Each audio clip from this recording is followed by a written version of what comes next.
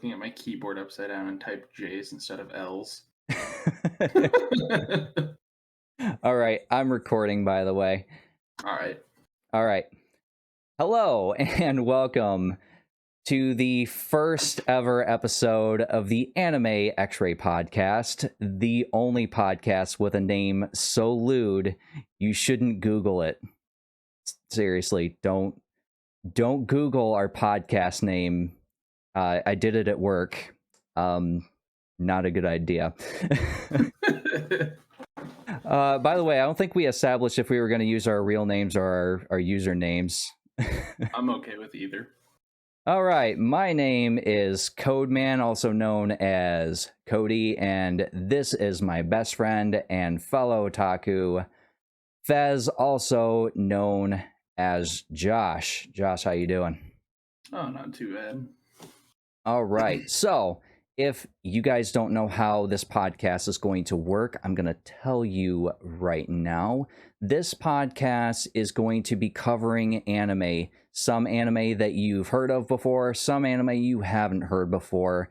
And what we're covering right now is Mushishi. We will be doing full spoilers for episodes 1 through 5. We will not be going beyond that. Each podcast will contain 5 episodes each. We will be doing this every Friday around 6 p.m. EDT, barring, any life chaos and shit. We're adults. Right. But, yeah, with that out of the way, I think I pretty much covered everything. Did you have anything to cover? I think that just about hit the nail on the head.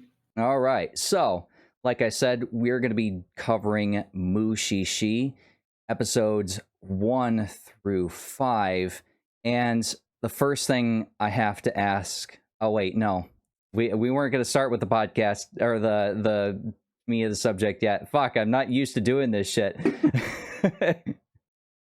Tell me, Josh. Tell me what's been going on in your life. Let's break the ice here. We're a little stiff, at least I am. Well, I just finished moving out of my old house, so now I no longer have to pay mortgage and rent. Crazy. Yeah. I'm not fucking bleeding sucks financially. Yeah, I remember when my car broke down right after we bought a car for my wife, and I'm like, son of a bitch, now I have 2 car payments. So I think you said that there was some interesting houses you toured before you found the one that you ultimately bought. So tell me about some of these.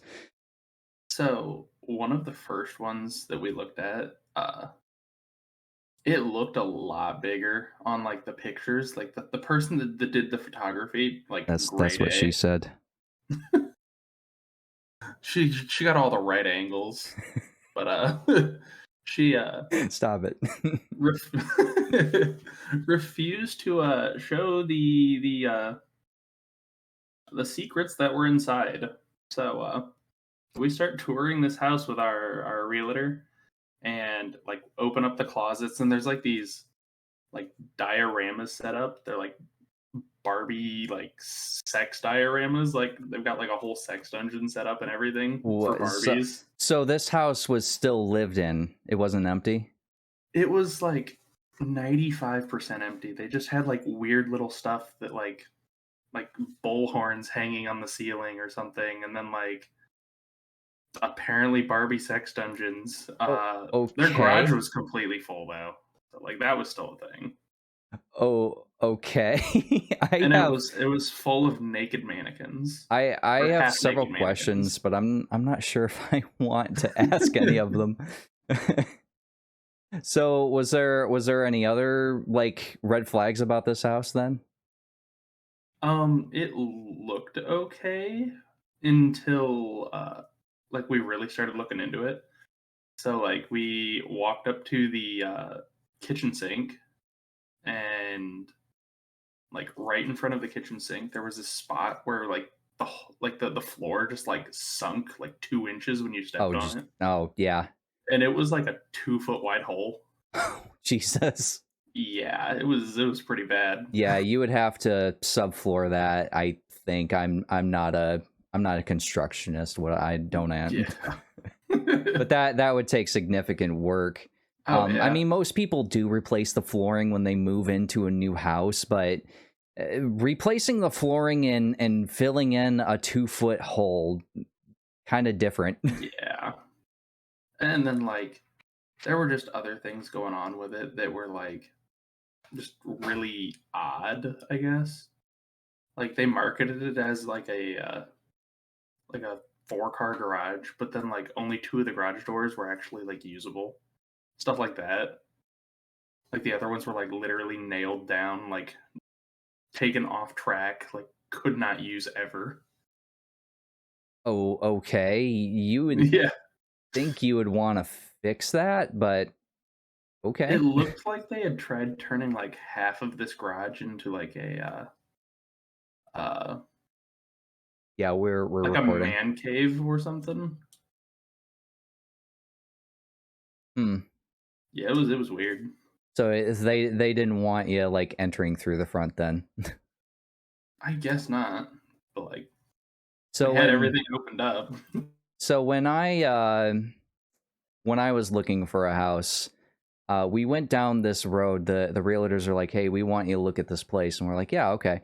And we went down this road, and I started like talking to my wife. I was like, "I think my ex girlfriend used to live down this road," and we. And we get there, and the first red flag is that there was no roof. They tore Oh. the roof off. There was and Oh.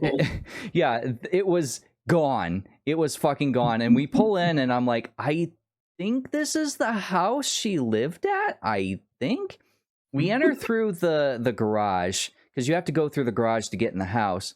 And in the garage, like you immediately saw this like pop out from the building wall into the garage.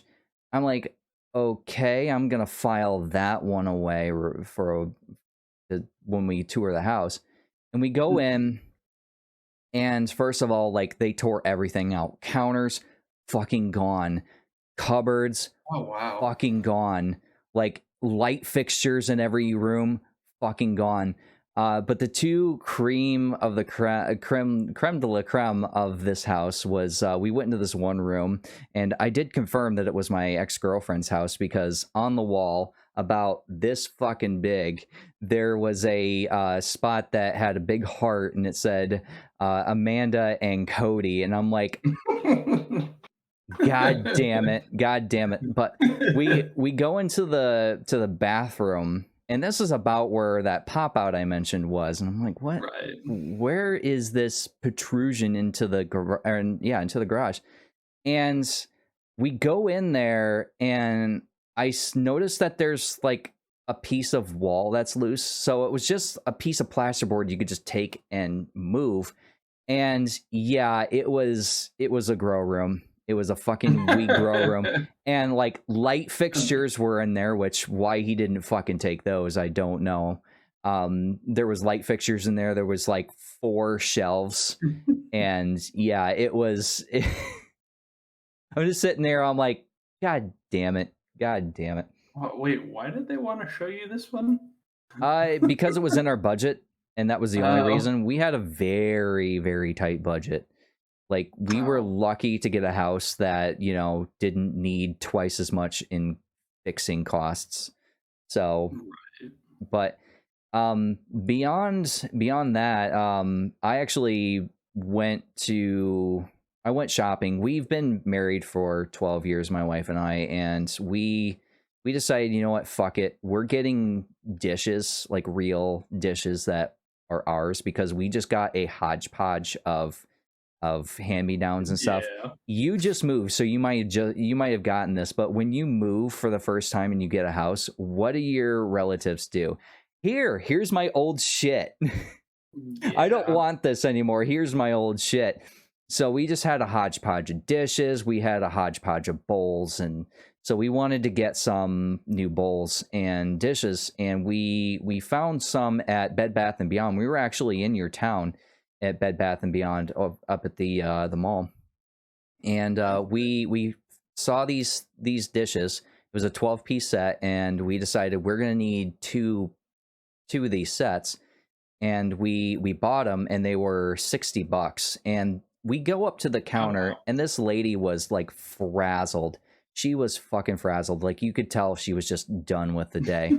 And she rung them up, and she goes, "Okay, that'll be 98.16." And I stopped for a second. I said, "How much are those individually?" And she goes, $45. She said there's a $15 sale on them, and I'm like, "Oh, cool."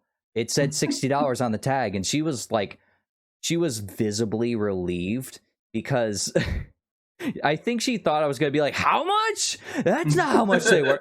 Like, yeah, she was just fucking done with the day. And working in retail, I fucking get it. I fucking get it because customers are fucking assholes. I fucking hate Right. it. But yeah, Yeah. that's really Glad it I've for never me. done And I've it. been watching a little bit of anime, trying to get back into the swing of it. I finished Black Clover. It's now ended for the foreseeable future. And goddamn, the fucking ending of that. I cannot tell you like how engrossed I have been in this anime. I haven't been this engrossed since Dragon Ball Z introduced Super Saiyan. Like it's so Oh fucking yeah. good. It's great. I mean, I was pretty into Naruto until they started getting really bad into the filler, and I was into a lot of other anime at the time, but no, like Black Clover is fucking phenomenal. I'm so sad that it's ended for now, but I'm also kind of happy because then we're not going to get the 30, 60 episodes of filler and, see Yeah. 1010's backstory for the 30th time. Yeah, I feel that. I feel that pain a lot.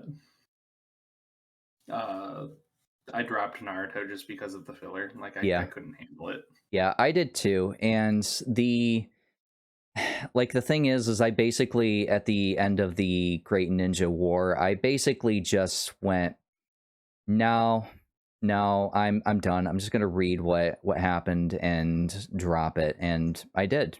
Just like, okay, It's funny that you say that because I dropped it during the Great Ninja War. yeah, it was right at the end. I'm not gonna say for spoiler's sake, but Yeah, I was like kind of in the middle of it, but it was like you would get like 5 minutes of like Great Ninja War, and then like 1010's backstory. yeah, then Tenten's backstory, or you'd get like 5 minutes, and then another one where it's like, hey, you remember that time Naruto had friends? And I'm like, I really don't. Yeah. They set it up as him not having friends. I don't remember this. uh, all right. Do you want to talk about Mushishi? Yeah, yeah, we can do that. All right. So the first thing I have to ask, well, let's clarify a couple things. I've watched season 1 and you have yet to watch this show until now. Um so I'm going back through this with nostalgia lenses, Mhm. but you have not seen this. So I'm going to be kind of asking a lot of like your perspective of someone who hasn't watched this before. Um, and I also have to iterate before we really get into it. I watched this dubbed and you watched this subbed. So hopefully we'll have some compare and contrast. But I think this is when anime started to get really decent in its translations. So I don't Yeah. think you and I are going to have too much to compare and contrast in that way. But I have to ask, as someone who really fucking loved the opening and absolutely like this is one of the first openings that I actively sought out to listen to and to watch when the anime was done or I wasn't watching the anime. I fucking loved it, but what did you think about the opening? Um, at first, I was like, okay, this seems all right, Kind and of just then there. yeah, and then once you kind of get to the tone of the show, it matches pretty good. Like Yeah. it's kind of a banger opener. Yeah, it's so good because it, like you said, it matches the tone perfectly. The opening that we're talking about, by the way, is called the Sore Feet song by Ali Kerr. And this song, it this anime and particularly this opening in this song really take me back because I watched this back when I moved into the house that I am now. And I just love that this anime for me is a time capsule because I remember where I was. I remember how I was back then and the person that I was back then. But I went on this newfangled site at the time called YouTube, and I, looked it up, and I may have copied that video and ripped the song from it, but who hasn't at the time? But the Right.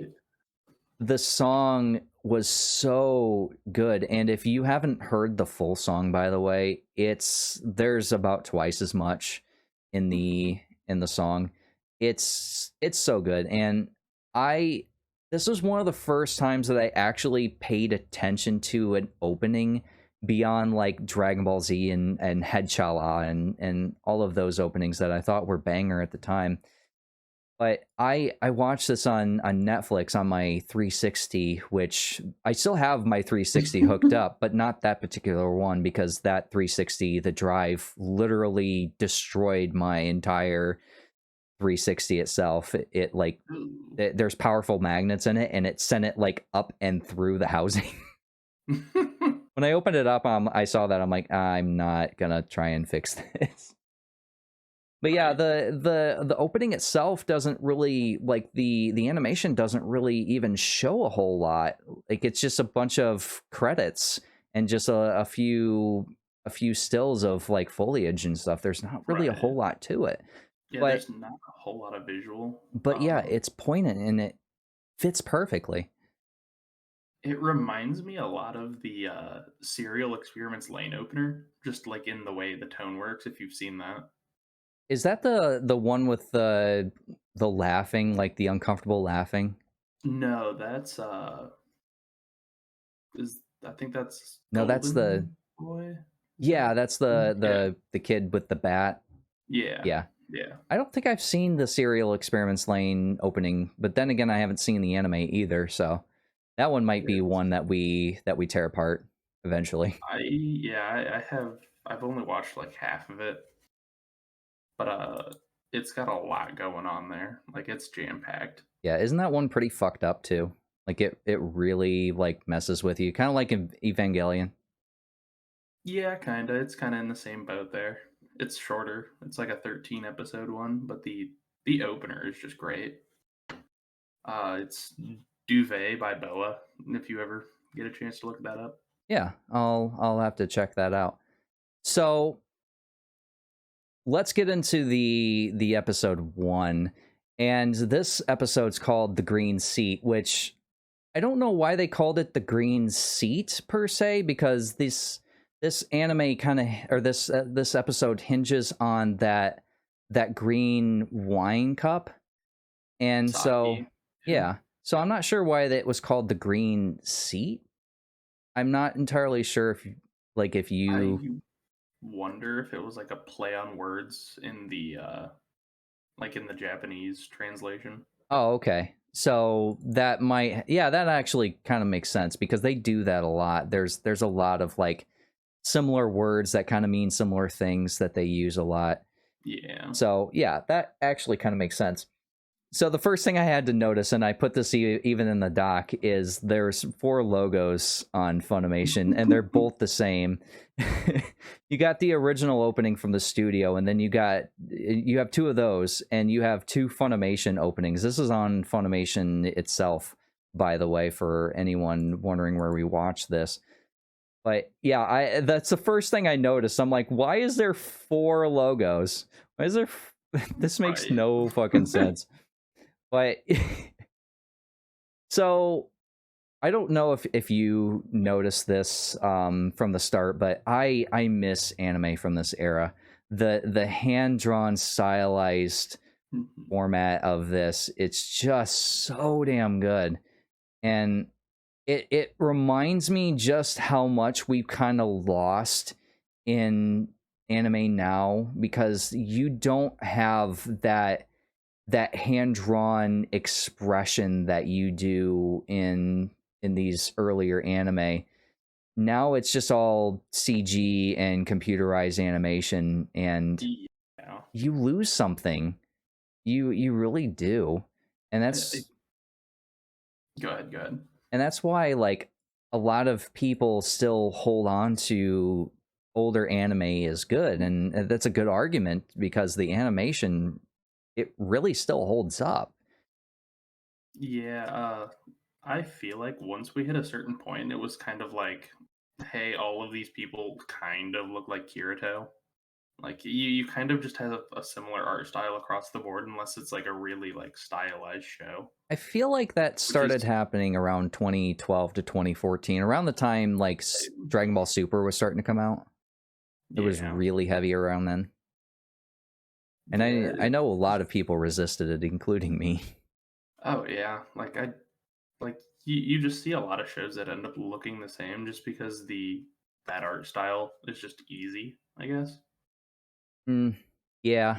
Yeah, it's easier and quicker to pump out as well. Yeah. So you just get a lot of Kirito lookalikes and I don't know. Not saying it's necessarily a bad thing, but I think, like you said, you end up losing something. Yeah, it almost feels like the soul of the anime itself, cuz when you hand draw it, like, you put yourself into it. And when you're doing it on a digital form, you're losing that personal touch. It Mhm. there's no other way to explain it, really. So, as far as this episode goes, we start off and they start talking about a boy who can create life with his left hand. And one thing I do like about this anime is that it's very folklore based, and I'm not entirely sure how many of these stories have parallels in Japan. They very well might, but when you're married, you wear a ring on your left hand because that's the hand closer to the heart. And Mhm. you see Ginkgo explain this with Mushi, because he uses his left hand, and he explains that we're at the apex of the middle finger, and he talks about tracing down the arm and going up to the shoulder and then to the heart. He specifically talks about the left hand, and I'm pretty sure that the reason that is because the left side's more, it's more viewed as the side of life, the side that your heart's in and your soul's in a kind of way to put it. Right. But I believe that's why the boy was able to create life only with his left hand, because that's the hand that was closer to his heart. That, and the heart is kind of also thought to have the soul in certain aspects and religions. So I pretty sure that that's what they were trying to convey. I don't really know. Like, I am kind of stabbing in the dark, but that theory does actually make pretty good sense to me. I don't know if you have anything to I say mean, about it it. not about that specifically. Um, but yeah, that does make sense if that's what they're trying to do, like follow folklore or whatnot. So Ginkgo appears, and we hear about the grandma not being around anymore, but she forbade him from using his gift, mostly to keep him out of keep The him public from eye. yeah, keep him out of the public eye. That's also why he's secluded, and Ginkgo does point this out. Mhm. And he he tries to write with his right hand at any point that he can, but he's left-handed, and he can't write with his right hand because I think he said he hurt it. He didn't really say Yeah, broke. I think he like held up his hand, said he like cut it or something. Yeah. Yeah, so he tried writing with his left again, trying not to create life, and he creates this little caricature, which or not caricature, but this letter that does end up coming to life, and it flies away. And when Ginkgo grabs Mhm. it, he just sits there and he goes, "Wait, this is ink." And I think he was a little bit taken back, even though he came to that location because he heard that that boy was there. I'm not sure if he knew though what form his power would take, his gift, as they put it, would take, because they said that once in what is it? Once in a lifetime, you have someone that can create life, Mhm. but they didn't say how. So it almost sounds to me like this person, or that, sorry, but this gift can change forms based on the person that it's hosted in. Does that kind of sound? That's possible. Because like I feel like one of the episodes we're gonna come up on, I feel like that character could probably also create life if given the opportunity. So I don't know if it's necessarily. It might be like that specific, like Mushi. Yeah. Did they ever mention that that was the because of affliction of a Mushi? Because I don't think they did. They just said he had the gift. That actually is kind of interesting that you bring That's that up. yeah. Uh, I don't think they actually like said it was because of a Mushi. Yeah, I think they mentioned specifically that he had a gift. He didn't, because Ginkgo at no point diagnosed him, which Ginkgo, Right. by the way, we haven't really talked anything about him, but he's kind of just like a traveling doctor in a way. Like he goes and he sees these people and he gives them medicine, he cures them, and ultimately he takes something in return as payment. It's usually unique to the situation that he's treating. Mhm. But I and started noticing that and was like wondering like what he does with all of these, and then my answer was answered literally the next episode. yeah, yeah, and I was kind of hoping that that was episode 6, because I was gonna ask your theory on that, but we'll Mm-hmm. get down to that when we talk about episode 5. But Mm-hmm. yeah, Ginkgo was kind of surprised, I think, at the form his ability took. And when he Mm-hmm. got to know him, he was able to kind of understand why it took that form and understand the situation at hand. And he then starts to talk about what I alluded to earlier, where he talks about the Mushi being basically the most basic form of life. And Mm-hmm. the Mushi have a extreme parallel to microbiology, like your germs and your microbial creatures and stuff like Mm-hmm. that.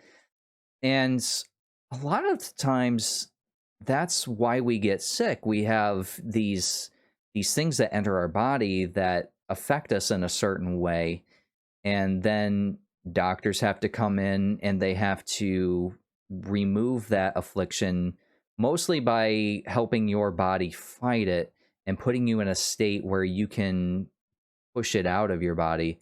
And for the most part, I think Ginkgo doesn't really ever offer like immediate solutions, with the exception of, I think it's what, episode 4, where they have the ears, where they cover the ears. I think that's one of the only times you see him talk about like a, or use a more immediate solution to an With affliction.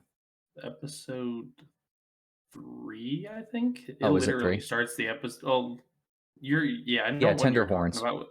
Yep. Yeah, I was talking about the can't remember what it's called, but it's the one with uh the guy that dreams. Oh, He immediately shows up and is like, "Here is medicine. Take this at this point, and then I will come back." yeah, and give you more medicine, which when they explain what that one did, what that Mushi did, he said it, and I'm like, "Wait, stop! What?" Like it confused me. I had to look up a wiki as to what this Mushi did. Um, Yeah, so that was the one I was talking about that I said could probably create life too. yeah, now that you think about, or now that you say that, yeah, And he very easily took it away too.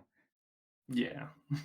But so Ginkgo explains how Mushi work, and he then kind of explains that he's a Mushi master and that he travels around talking to people a lot like this boy, which I forget what the name of the boy is. I think after episode 1, I started Oh, keeping it's track of the name of it. Shinra. Shinra, thank you. Yeah. Yeah, Shinra. He starts explaining to Shinra what he does, and he explains that only a few people can even perceive Mushi, that they're all around you every single day, and you interact with them good and bad, but only a few people can actually see them and perceive them, and they never really explain, at least up to this point, why they're able to or not able to. I'm kind of understanding like some people just kind of have that gift, or they're more in tune with their spiritual side, because the Mushi kind of feel like a spiritual entity, even though they kind of have that microbiology parallel to them. They're kind of more of a spirit than anything. Right, right. So I'm gonna kind of hand it off to you a little bit, so I'm not like taking up the whole thing. But what'd you think about the interaction when he met Renzu? Um, I was kind of confused by it at first. Uh so Renzu is the name of the grandmother Hmm. that he met, like, or he meets her as a Mushi while walking through the house at night. Yeah, So it just seemed really odd at first before you figure out who she actually is. Um, and then the whole explanation of the Mushi ceremony yeah. was just really interesting. It's really confusing until they kind of lay all their cards at the table, because his grandma is about his age, about 10 or 12 years old, Mhm. and she's in spirit form. She's half Mushi, half not, and that's why Shinra can't perceive her, because she's not a full Mushi. And it's interesting that she's he says that she's always been there. I can't remember if he says it right then or if he says it later, but he says that she's kind of always been there, and you have to wonder when you're watching this, like, how can that be when clearly grandma was alive and caring for him up until recently? But they kind of Right. reveal that later, that she did this ceremony, and that she basically split into two people almost, or like like maybe like her It spirit was left like her. yeah, it was like a split between like a spiritual and a physical. Yeah.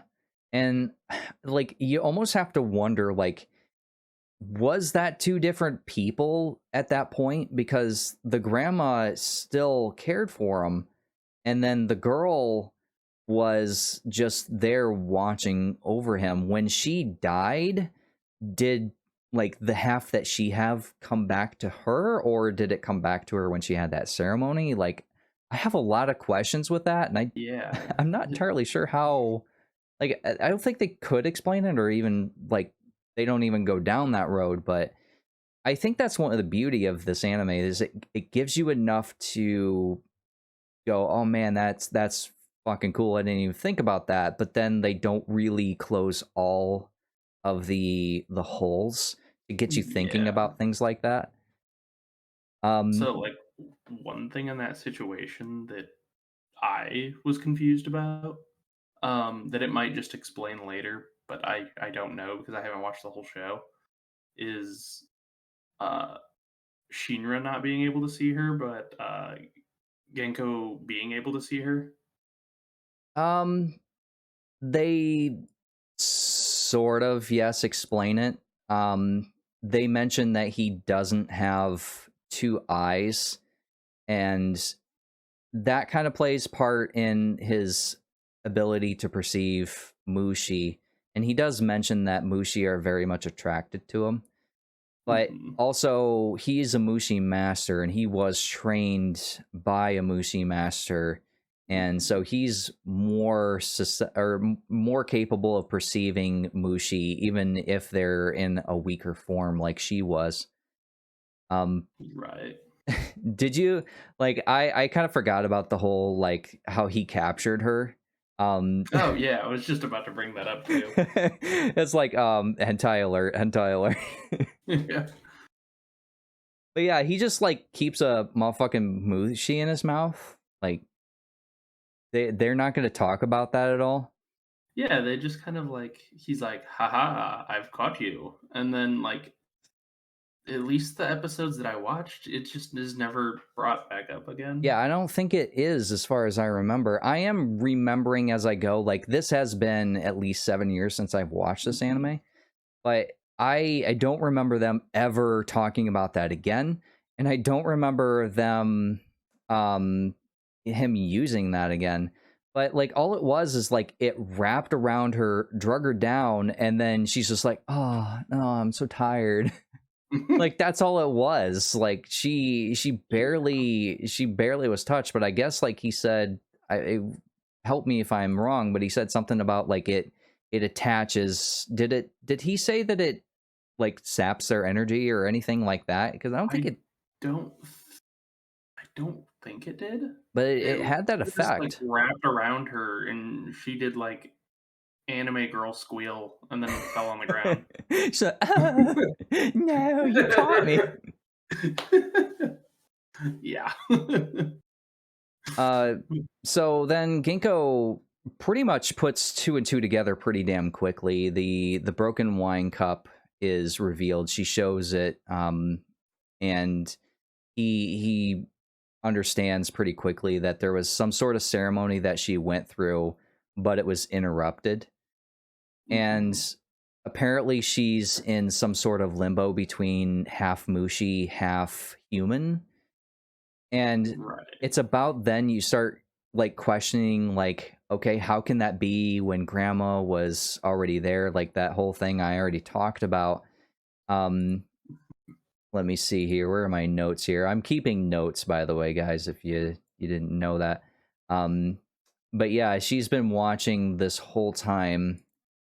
um and he explains the whole thing to Shinra. He I guess he's kind of the bridge between the two since he can see Renzu, and Mhm. he explains the situation to Shinra, and he says, I need you to draw this cup so we can complete the ceremony so she can move on.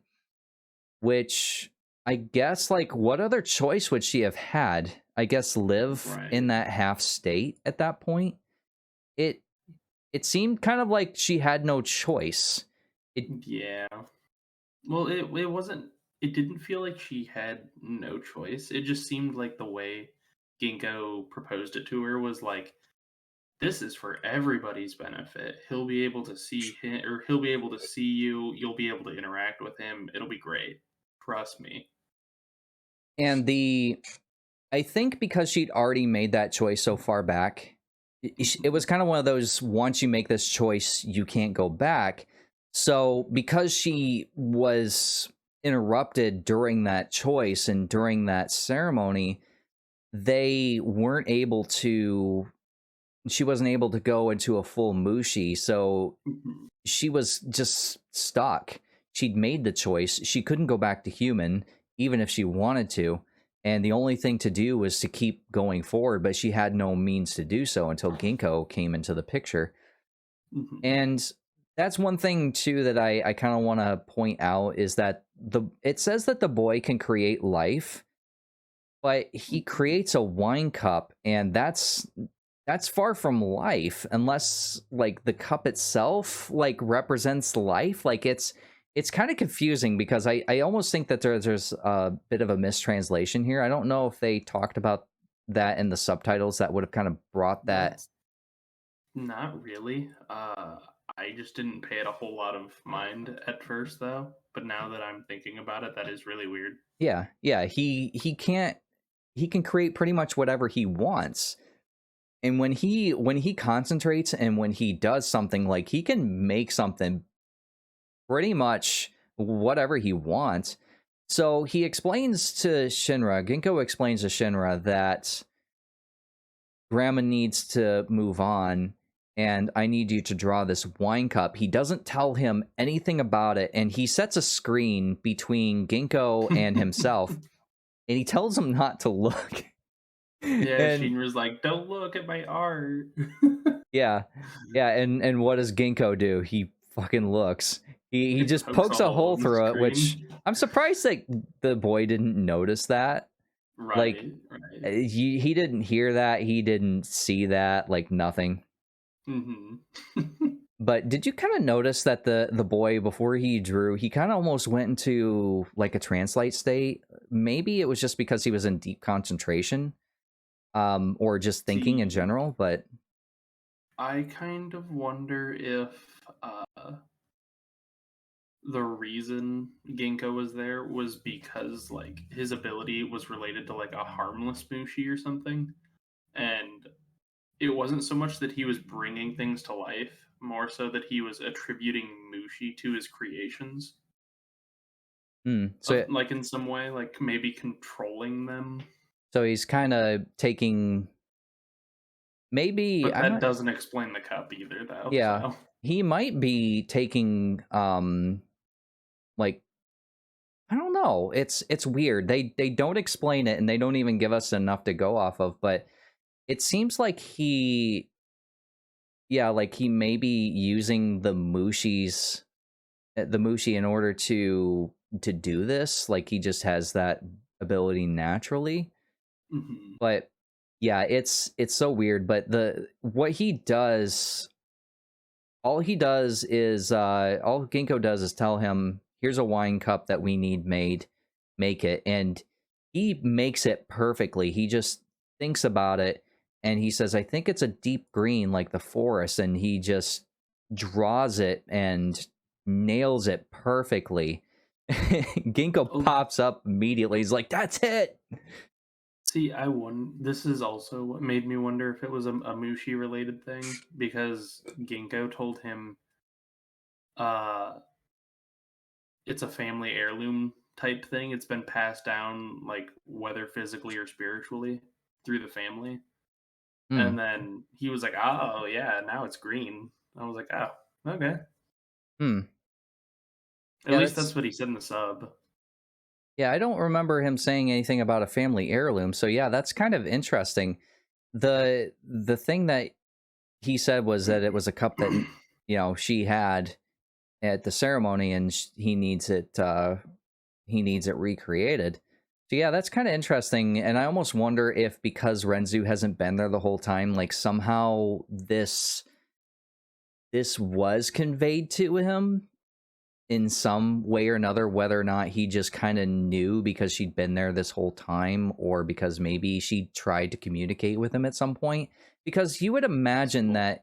that, at least at first, if you didn't understand what was going on when you're in that half Mushi state, you would try and talk to the living, or at least the people that are in the physical realm.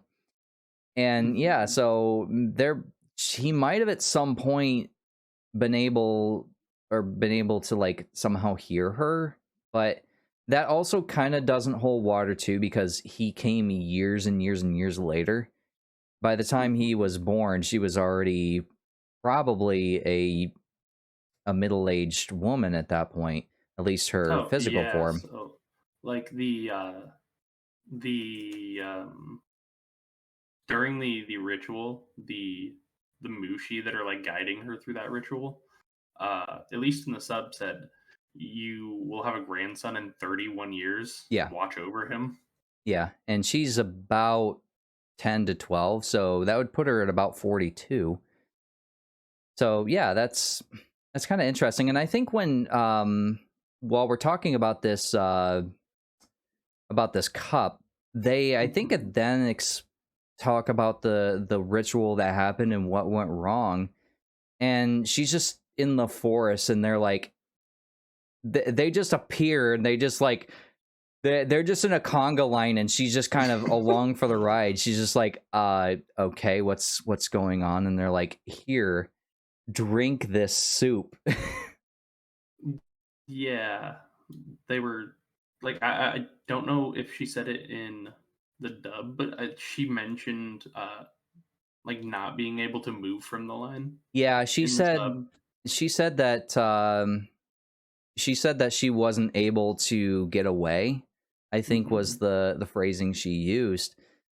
But yeah, then they got in this circle, and it seemed like she had her free will back because they handed her this wine glass, and they said, if you drink from this, you will gain, I think they said everlasting life, if I recall. But we have a favor of you if you were to take this drink. Hmm. And they explained that her son or grandson was going to be born in 31 years, and that they wanted him looked after by her, which they never explain why, and No. they never explain what the purpose of that was, or anything like why he would what would happen after he perishes, because he's not going to live forever. Right. So at that point, like, is her job done? Is she just able to like roam freely? I think the only thing keeping her at that place is her grandson. She could go wherever the hell she wants. She doesn't ever convey that she's bound to that area, that house.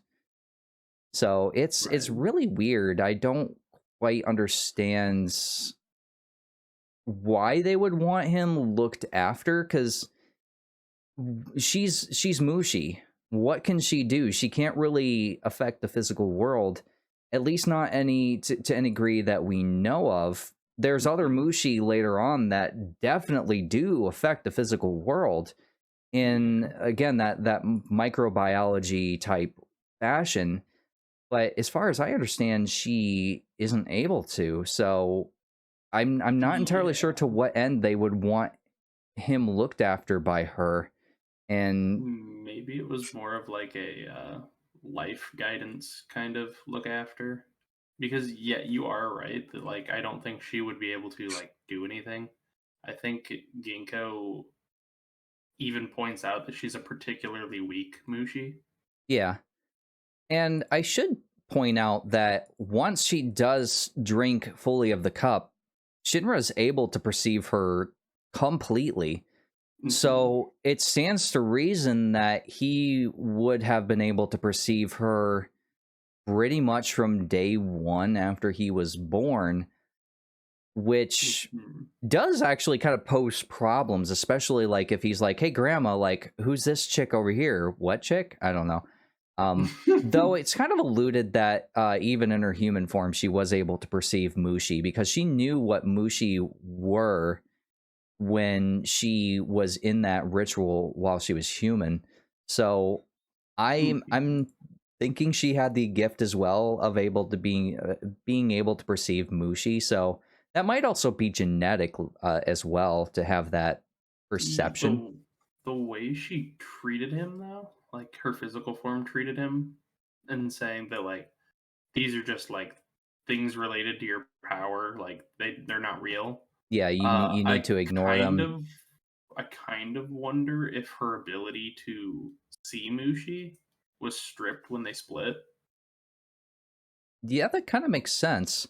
And I almost wonder too if her her memory of being able to see these Mushi too kind of separated with her Mushi half as well, because Mhm. she it sounds like she sort of understands what's going on, but it almost doesn't seem like she understands his power and that it's a good thing that they wanted to have happen. So I almost wonder if her physical half had no idea about the ritual that happened.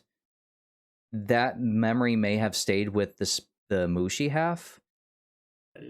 In that way, like, I mean, if you're grandson was able to create life from literal nothing, just drawing on paper, like, what would you do other than freak out? If she had prior knowledge of it, then maybe she would have received it a little more favorably. Right, right. I'm Because like not. they did explain that like he would have a unique ability that Yeah. would change like the living world Yeah, or could change. did they actually mention, that's kind of curious. Did they actually mention that he was going to have that specific ability? Because I don't actually recall them saying that Uh, either. they didn't specifically say, "Hey, he'll be able to create life with his left hand" or anything. They just said he would have like a unique ability and would need to be looked after. Yeah, okay. Yeah, I think they did say that in the dub too. That is kind of interesting. So going back to the fact that he made this wine cup. He makes this wine cup and the wine cup splits in two immediately. Renzu then provides the other half of the cup, which I guess she's kept this entire time. Mhm. And they fuse it together to create the wine cup once again, and it immediately fills with that liquid. And I did Mhm. notice, and I think it was just kind of an animation choice, but it did fill to the brim.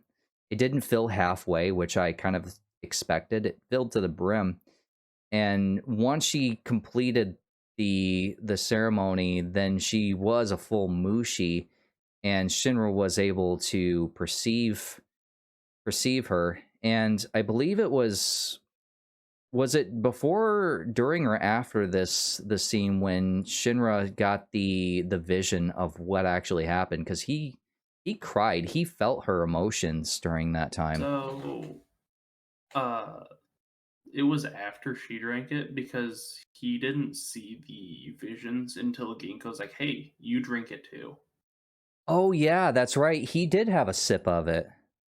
That's kind of which interesting.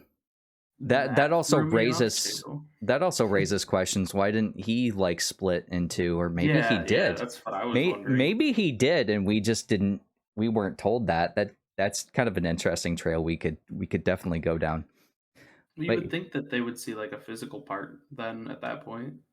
yeah, you would think that at least Ginkgo would be able to perceive him if he were to Mhm. split. So it must be like that only has that effect on her because she was at this ceremony, and apparently it was God only knows. But that is kind of an Yeah. interesting thing to think about.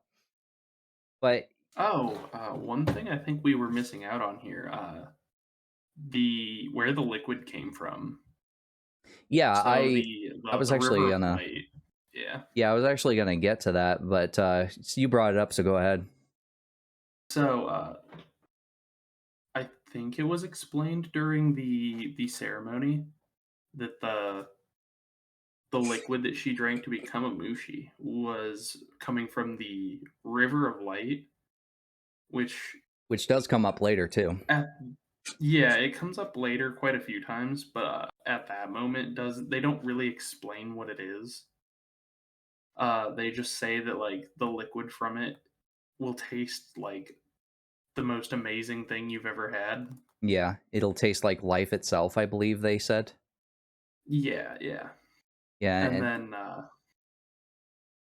I guess the river of light was just like tied to the mushi, it and yeah, go ahead, go ahead. it seems, if I recall, and I think they kind of mentioned that because they do go into it further in episode 2, but they kind Mhm. of say that it's where all life originates, not just Mushi, but all life, both organic and inorganic. But I believe they mention either in episode 2 or a little bit earlier or later on, and maybe this is a little bit past the episodes, but they mention that all life comes from there and all life kind of returns to there. So it's kind of like that circle of life, or like the heaven and hell Mhm. kind of theory, where everything that comes from a place eventually returns to that place. And yeah, it's very interesting. They talk about it very early on, this river of light, and that comes into play in the next episode quite heavily. So we'll talk about it a Yeah. little more then. But yeah, I did also pose a question, like they want those Mushi, which Ginkgo never tells us, nor does Renzu or anybody tell us like who the fuck they are. Did I lose you? Uh-oh. How Yeah. the fuck do I get my camera back? Let me just try refreshing the cache. Oh, if I just Oh, refresh the there fucking we go. cache, there. uh, God damn it. Looks like I'm gonna have to do some editing on this video now. Oh well. So yeah, the River of Light. Now I'm completely derailed. The River of Light really kind of represents life itself, where life begins and where life ends, and it kind of keeps coming back in several episodes. I believe it's quite the repeating theme in this anime, Mhm. and especially in the next episode. But yeah, you notice, and you didn't get your answer because I knew about this until Mhm. but you noticed that he kept the cup. He kind of collects things from these people he visits. Yeah, like without going into detail like of what each thing is, like he just kind of took these as payment, and it's just like, how can this man afford his tobacco addiction on this? I mean, he's smoking Mushi, so I'm not entirely sure um, if we really should dive into that one, because that could turn sexual really fucking quick. But yeah, so he keeps that wine cup, and Grandma gets to stay with Shinra forever, I guess. And they mentioned Yeah. that people heard about this boy and that they heard about this power, but that just kind of faded away eventually. And I'm not entirely sure why. Like, did he stop using that power, or did people just stop coming around, or like they never explain that at all? They just Mm. say that he just kind of fades into obscurity and folklore, and that everybody Yeah. forgets about him. Also, I got some beef Like it. sticks. Hell yeah. There I you needed to go. rage eat when my internet went down. But yeah, it really kind of doesn't resolve any kind of conflict here. No, Like I wait. feel like it's still a solid like first episode, but there's no like real like Mushi related conflict.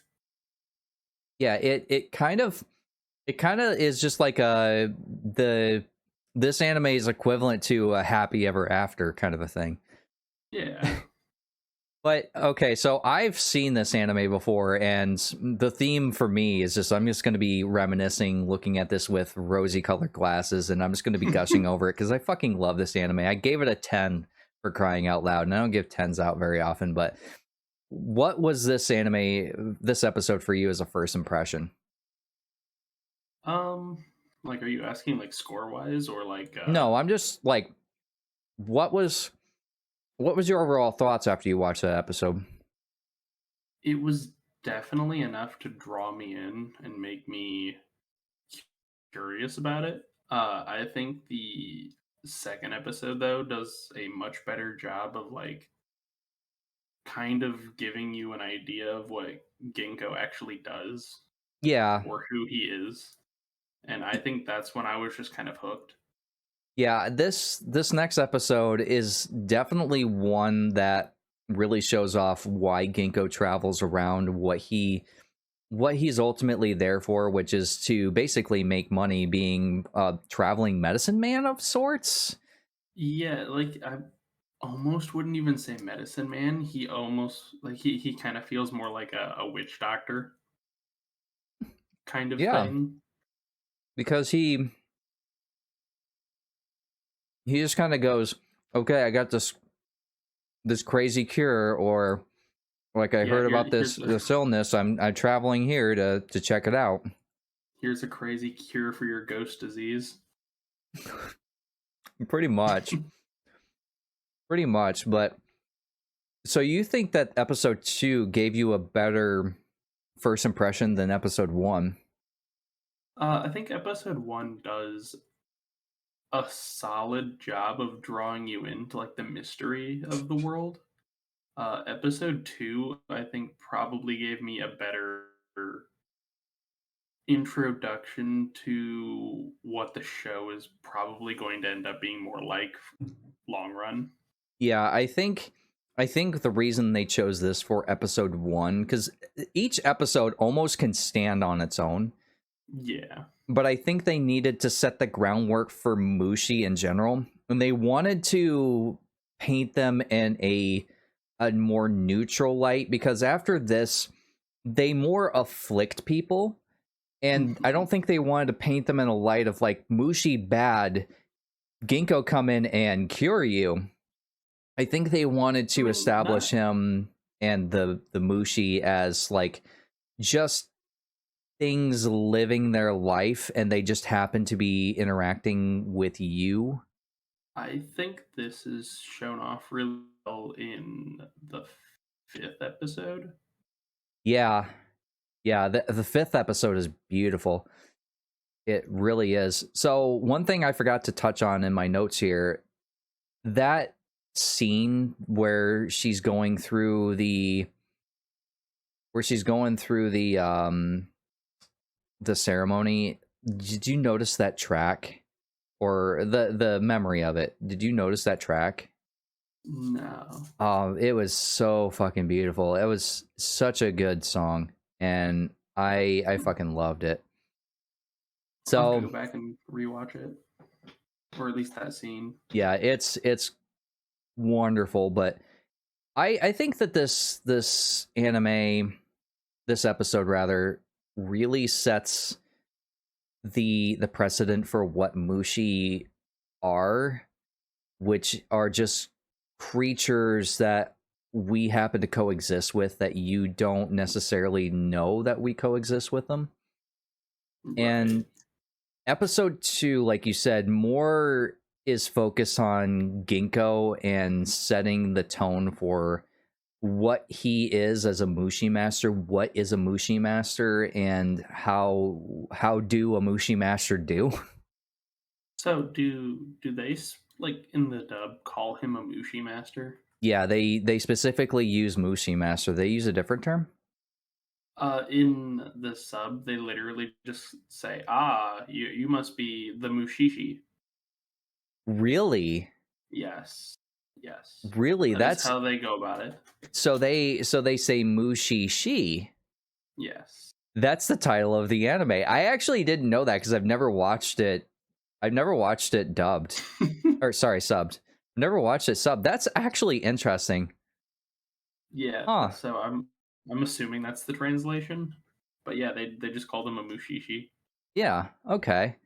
I almost wonder if like Mushishi would be more directly translated to like one who knows of Mushi, because that, Yeah. having the name Mushi in that, I almost wonder if she in Japanese has a different term, SHII. I'm sure Um, if you did like a translate, it would come up pretty quick. yeah, I almost wonder what that stands for. What does she stand for in Japanese? We're doing this live, guys. I'm probably looking up some sort of bad word. I don't know. Well, shiitake is the Hmm. only thing that's actually coming up. I almost wonder if that's a root word. So I Googled it and it comes up as like if I were to Google it, it separates mushi and shi in Japanese, and it just comes up as ignore. Well, that doesn't sound about right. He doesn't ignore the Mushi. Oh, on the fandom page it says master of insects. Really? Yes. That's Interesting. So the word in Japanese more leans to a a creature that we kind of understand being an insect rather than like a microbial one or one of a that we can't see with the naked eye. Because they do have insects in this world. I mean, you see butterflies and stuff, randomly throughout. Mhm. So yeah, that's interesting. But yeah, that's why I like that you and I have watched both dub and sub because you can see that difference there. Like that's a big difference. The fact that they call him a Mushi Master and he himself says Mushi Master, but they call him Mushishi.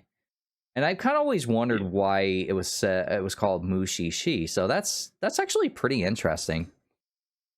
yeah, like you kept saying Mushi Master, and I'm like, this what? Yeah, what is that?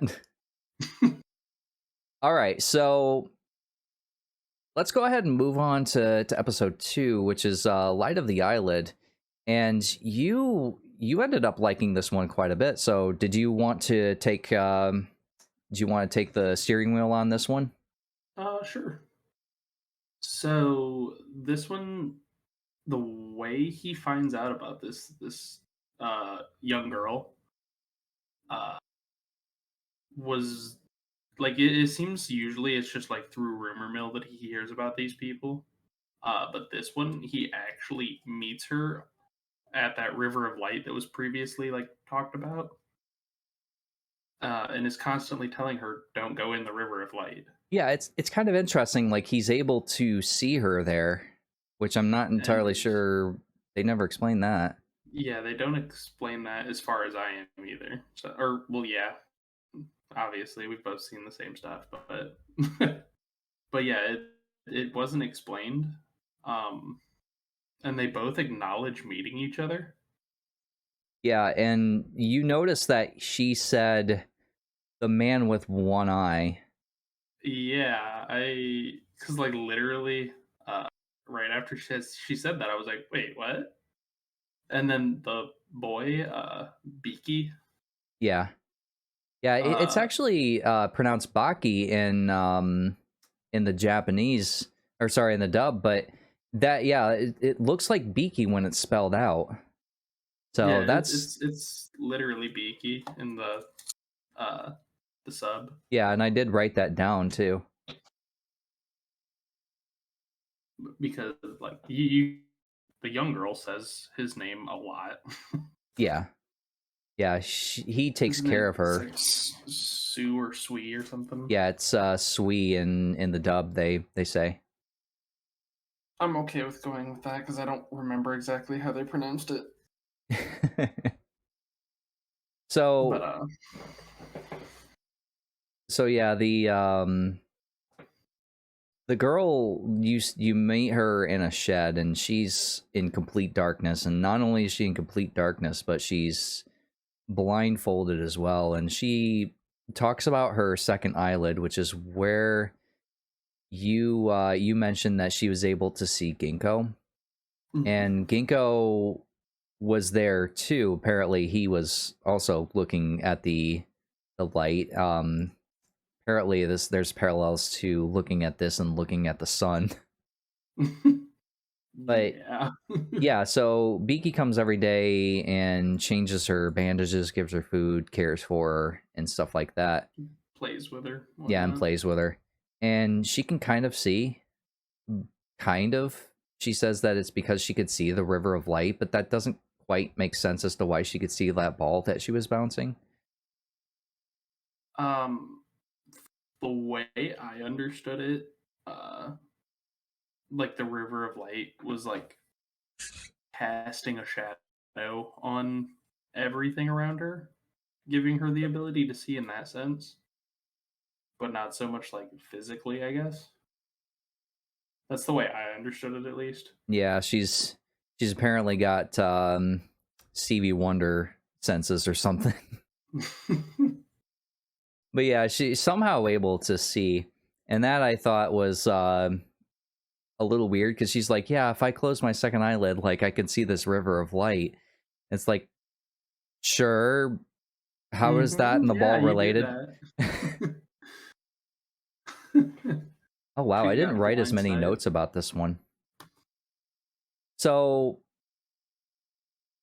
yeah, Ginkgo, like you mentioned, warns her not to look at the light, and she mentions one eye. And Mhm. you don't really think about it because anime characters always be like that sometimes, where they just have like hair over one eye. So Mhm. yeah, that was kind of a surprise to you to kind of hear her say that. You still believed that she was talking about Ginkgo though, right? Yeah, yeah.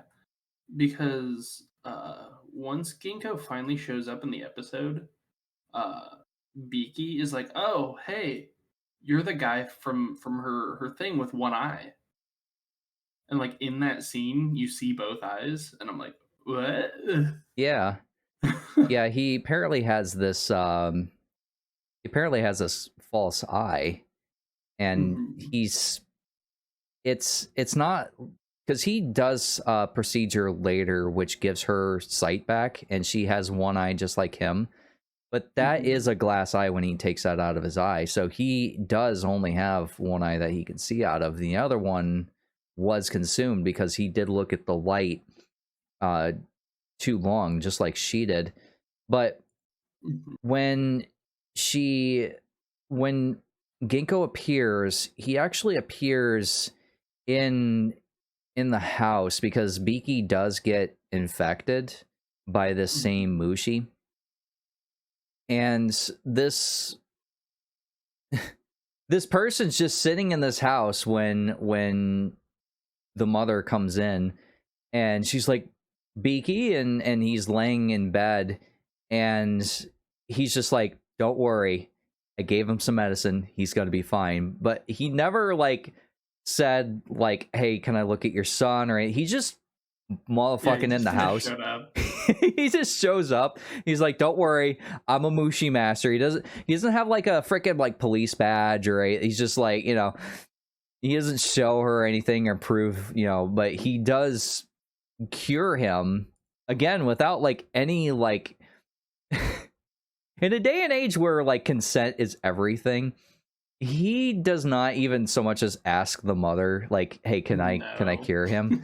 But I think he mentioned giving him some eye drops, and that did it because apparently these mushi proliferate in the dark.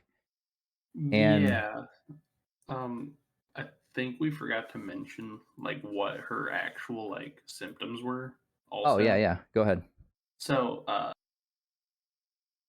she like, before she was just locked in the shed, she was, like, the youngest daughter of, like, the head family of the village, and, she just started getting, like, light sensitivity to the point of it being, like, excruciatingly painful, uh, and Yeah, then they like locked her in a absolute shed. absolutely, like she couldn't even walk around with a blindfold. Like even that was too bright after a while. Yeah, And and she, then her family just abandoned her in a shed. yeah, they just suffer in a shed, and they're like, "Hey, you guys take care of her because she's in your shed." Apparently, you Yeah. never see the parents. They are Yeah, never you never mentioned see after that. anybody.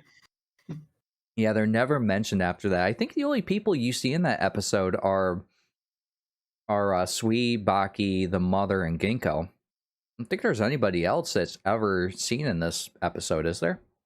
Um, you might see, like, random one-off villagers, but that's about it. Yeah, just no names, no voices, Yeah, nothing there's no like one that. else of importance in the episode. But so when Beaky does get infected, I think Sui kind of like loses hope because she basically goes, fuck it, like he was the only one that could take care of me.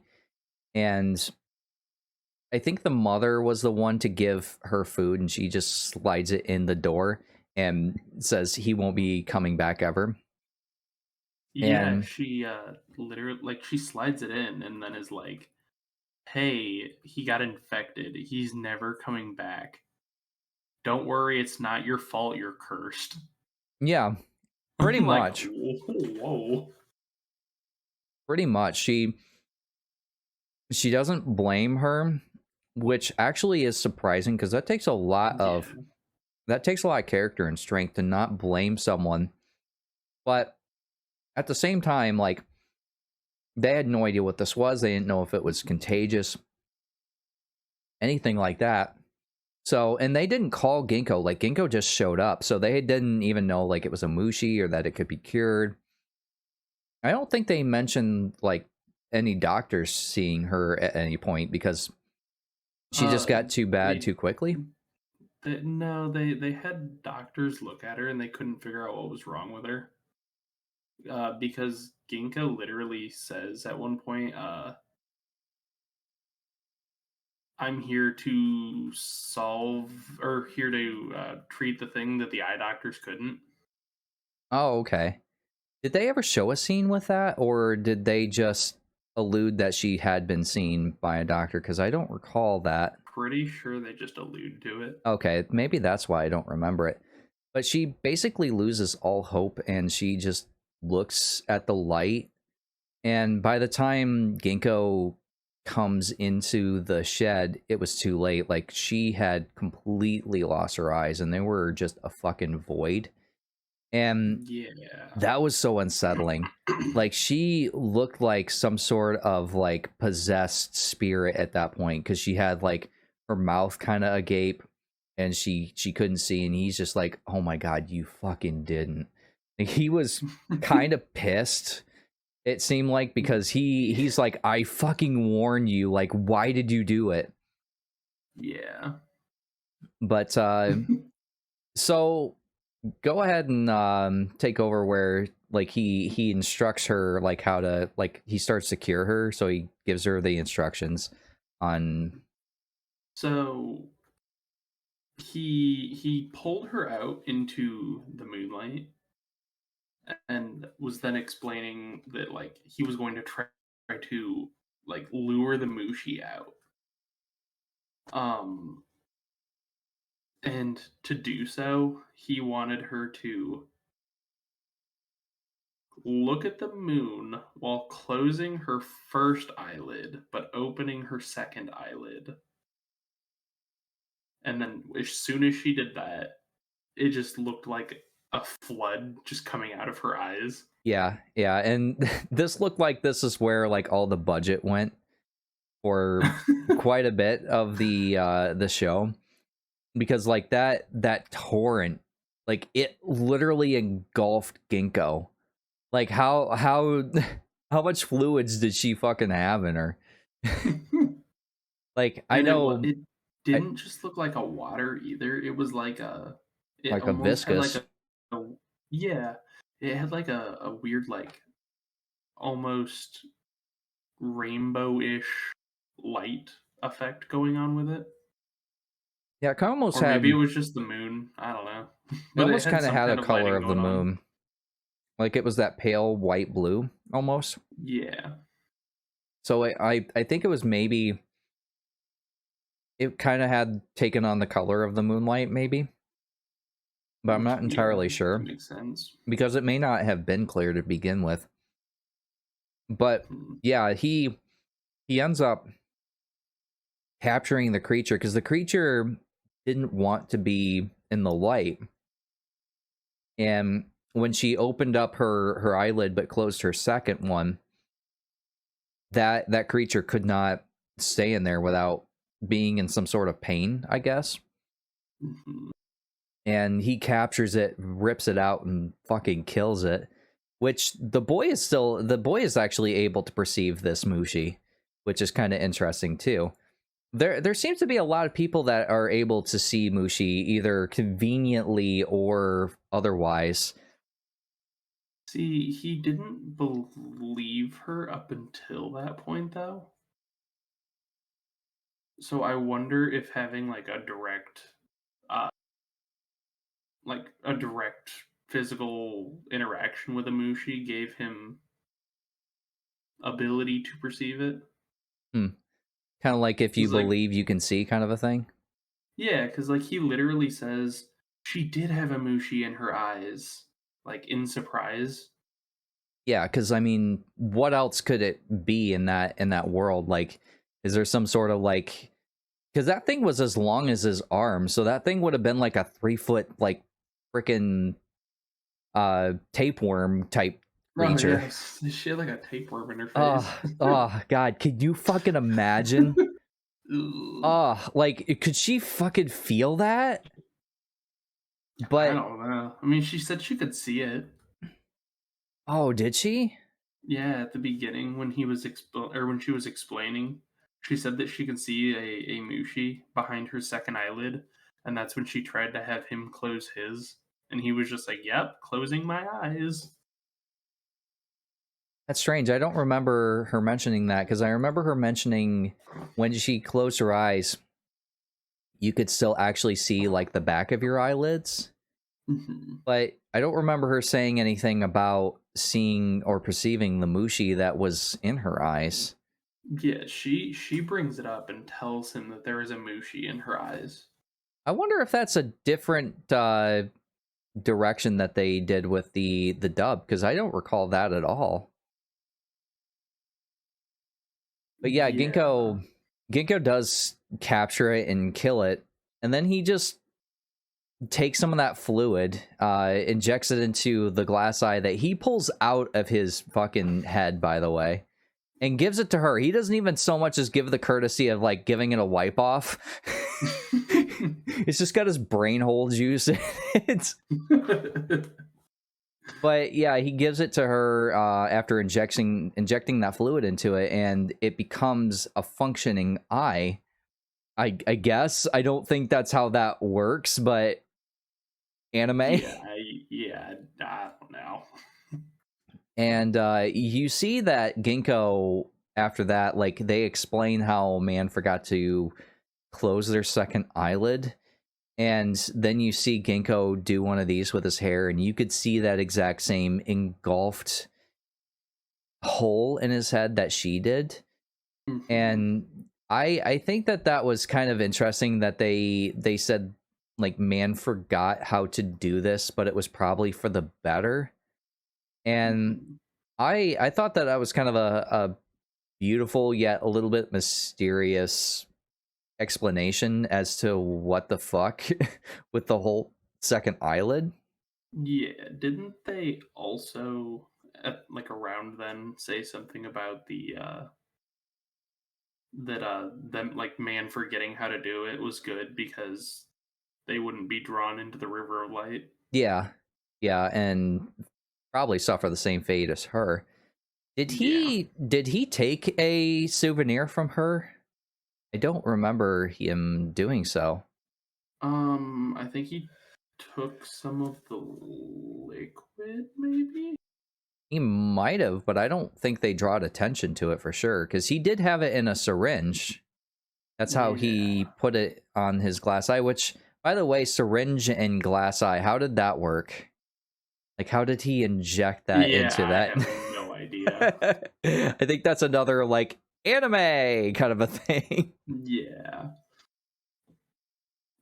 But yeah, it kind of brings the mystery of, like, what happened to Ginkgo? Like, why did he lose his eye, and why did he only lose one?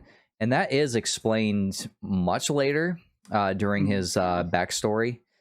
But it's quite interesting to see that it's revealed that he doesn't have an eye, and this is where the kind of the background story kind of takes shape because you Mhm. start to hear things about Ginkgo and about his past. Like you get drip fed, and then you get like a big exposition quite a bit later.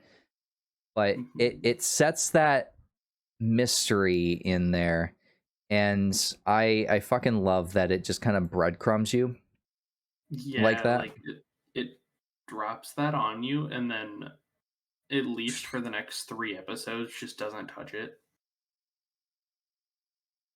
Yeah, and and, I don't think he had the same luxury as her because she had that mushi, so he was able to craft an eye for her because of that. He had to have done yeah. this without any sort of affliction like that because otherwise maybe a similar treatment could have been done to him. Mhm. But I I'm love this going to episode. I'm going to assume though that because he is missing that eye, it helps him do his thing.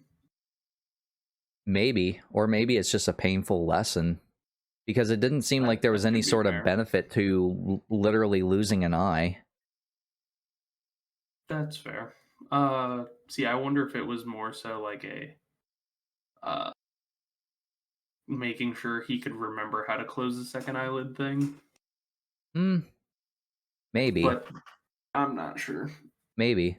Also, being able to close one eyelid sounds kind of difficult. Like, sure, you can wink, but can you close your second eyelid? Can I wink at you without you knowing that I winked at you? Can I just be like Yeah, wink, wink, give me nudge, that nudge? give me that spiritual wink. Yeah, you know what I'm talking about.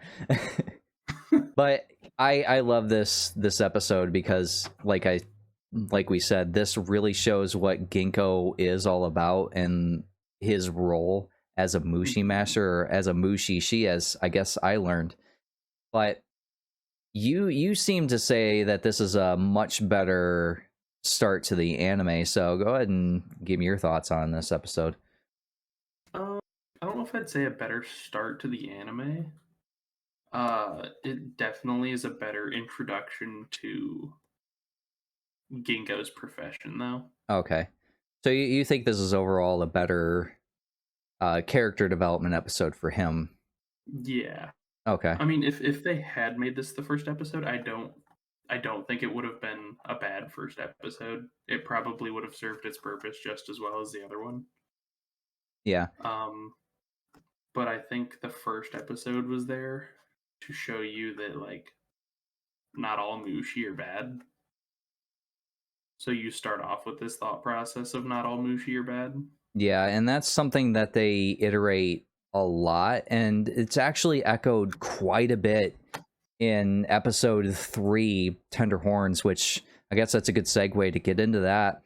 Mhm. Um, but you start the anime off with Ginkgo walking in heavy snow, and again, like through rumor mill, I guess he knows of a boy that has been affected by this affliction, and it's not just him, it's a lot of the town also gets this affliction, but he's got it worse than the rest of them. So for this one, he was specifically called in Oh, that's by right. the village elder I or did whatever it was. I did put that in my notes. Thank you for correcting me. Yeah. Forgot that. Yeah, it So was brought in by the the village elder, which is yeah, the also, grandmother of the boy that was having the issues. yeah, which is that, no, is the Mushi. I know I have the boy's name somewhere. Oh, Maho. Maho. Okay. So Yeah. yeah, so we first see Ginkgo and he comes to the village, and I think he was summoned by the village elder, but I think he basically decided to check up on all the other people or just kind of help them while he was there. And he helps that man who couldn't hear, and he explains that there's this mushi called an that likes to live in your ear and it consumes sound. So instead of it reaching your eardrums, it actually consumes that sound before it can ever reach your ear, which Yeah. is So really I kind think of fucked up. Like, as someone the who has way tinnitus, the way he explained it was like the organ in your ear that like uh perceives the sound. This mushi just sits in there like a parasite eating the sound. yeah, and it's perfectly shaped like a seashell, just so it can fit in your ear. Yeah.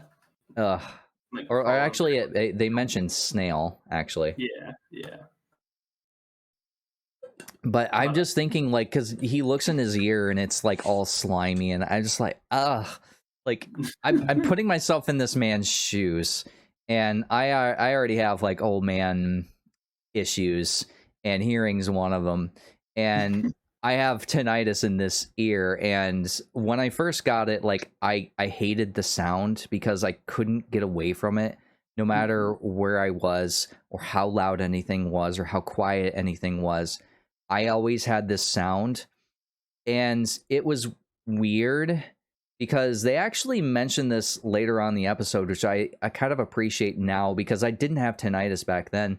But there is never true silence. There Mm. is always noise being made, whether it's in your home, you have, your furnace going off, or even so much as like just the life that's around you. You may not be able to hear it, but it's there, whether or not your brain has filtered it out or you just can't perceive it. And that's kind of how I started viewing like my tinnitus. Like I started kind of finding comfort in it in a weird way because it's not super loud and I can't ignore it. And my brain has Mhm. learned to filter it out, but it is always there, whether I want it there or not. And I kind of find a comfort in just knowing that I can just listen for it and it's always there. It's kind of a constant. It's not bothering me in any way. It's not hurting me in any way.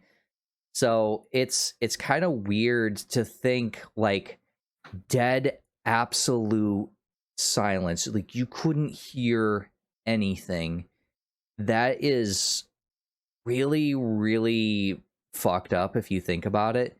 I Yeah. I believe there's a sensory eliminating room you can go into, and they will not ever let you go into this room alone because it's so absolutely quiet that people go insane just by being in there. Is it It's like a sensory deprivation chamber? yeah, yeah. So you Yeah. like walk in and there's no sound, no nothing. And it's so weird. Like I almost kind of want to go in one of those one day just to kind of see what it's like. But imagine just not being able to hear anything. That alone would freak you out. And that does exist. Like there's deaf people. There's a deaf community. I shouldn't like discount that.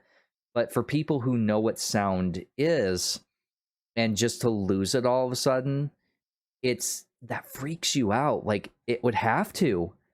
And Yeah. the fact that and the way he cured this man too, like cuz he's just like got some water, put some salt in it, poured it in his ear, and he's like, "Ah, God, what the fuck did you wait, I can hear." Yeah, it was fucking great because he's like he's like kind of pissed and all of a sudden he's like, "Oh wait, cool, thanks." Yeah, at the wasn't it just salt water? Yeah. Yeah, yeah, it was hot salt water. Like that's literally all it was. Um, but he then moves on to the real reason why he was there, which is to talk to I already Maho. Yeah, He went to talk to Maho because Maho had actually the opposite issue, which was he was able to hear sounds nobody could, and he could never shut them out. And this again, I have to iterate that like this had so many parallels to me because back when I watched it before, like again, I didn't have tinnitus, but now that I do, there is still that feeling of I can never escape this. I always have to have something so I can pay attention to that, like a fan mhm. when I'm sleeping. And this kid, this poor kid, is able to hear blaring sound. He couldn't, this kid probably has never slept in the 1 year he's been afflicted by this because it's been established that he's been affected by this for a year. And they talk about a woman, which he hears about a woman, which I'm assuming is the very person that was his mother. There's no other conclusion I can come to. That she died a year later because she was able to hear this, and then when she finally acclimated to it, she couldn't hear anything, and then she died. And she died of depression because she got used to it, and that's kind of a just a sad way to go, because she hated this sound, and then when she finally got what she wanted, which was to hear Like nothing, sort of quiet. Yeah. yeah, she got the ultimate quiet. She got death. She literally was so depressed that she died. She willed herself to die. I could not imagine being at that point. And she was weak. Like I'm assuming that she just didn't eat, and that her body just started shutting down. They didn't really mention, other than like severe depression, that she like died, like there was any other like things that she did like that. But It didn't really say, at least in the sub. It more so painted the Un and the Oz as uh parasites yeah, that definitely. that live with the host until they get too weak and die. Yeah, and I guess the odd end up like sensing the time is near, and they f off. And they never mentioned that the and the ah can live simultaneously in your body. They compete for the host. And so I'm kind of wondering, like, did they like ruin her senses to the point where she couldn't hear anything anymore, period? Because the wouldn't have Well, affected her. see, uh, Ginkgo actually makes a point of saying that he didn't think that Un or Ah left her body when she died, because if they left, she would have been able to hear normally. Oh, yeah, he did say that. Yeah, so they kind of just die with her, apparently. I guess that's kind of fucked up. Um, so when he investigates the boy, he does mention like this is an incredibly rare condition, and Mhm. they have not figured out how to solve it. Which the way they cure him was absolutely like dead simple. It was, Yeah. and the fact that the mother seemed to know this makes me wonder like why it didn't work for her. Like, did she not do it for long enough? Like, I'm not entirely sure what happened, or maybe she was affected too much. It they never I explain that. I think the way they explained it was the the Mushi in her body had gotten like used to blocking out the sounds that she was making, and the way to cure was like an outside sound. Yeah, they, because they are constantly fighting your body, because your body's always making a sound, whether it's a heartbeat or you just moving. You're always making sound, and Yeah. you covering your ears, which, you can try this right now. If you put your hands up to your ears, you hear the rumbling of the muscles in your arms and your hands. And she does mention that this was her lava, that they went on an adventure, her and her husband, before I guess he was born, and they saw this mountain that was erupting, I guess. Mhm. And she said, this sounds like the lava, and you have that lava within you too, which I thought was actually kind of a beautiful way to put it. Mhm. But so Ginkgo does end up um like talking to the boy, and he like sets up like this like little like tent almost, and basically smokes out the mushi. Yeah, he hot boxes the kid essentially. Yeah, yeah, but he leaves him in this after he talks to him, and he says, I'm gonna figure this out. And he leaves him in this this room, let's call it, this tent. And that was probably the best fucking sleep that kid has had since he was affected by it. Because I mean, imagine like getting a constant air horn in your ear 24/7. You can't get rid of it. and then just to have that finally go away and let your mind rest. And Right. that had to have been the best fucking sleep that boy has had. Like how he is still alive, because you can't go without sleep for too long. And Right. I have back problems, so I wake up every 2 hours now. So I fucking Ooh. hate it. But that kid, like he had to have slept like a fucking rock. So just that alone was like a big gift that Ginkgo could have given him, because that he definitely needed to rest. But he does talk to the elder too, and it kind of explains what's going on. Um, and we already kind of explained that the eat the silence that the create, Yeah. and the are extremely rare. The boy does leave, and he just kind of want to walk. He kind of wants to walk around.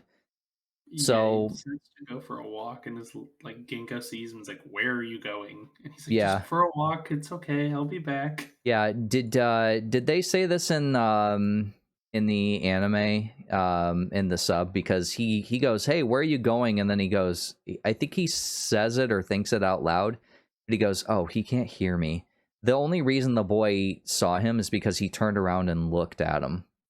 Like he didn't know he was there. He just for some reason turned. I don't think it said anything about it in the uh, sub.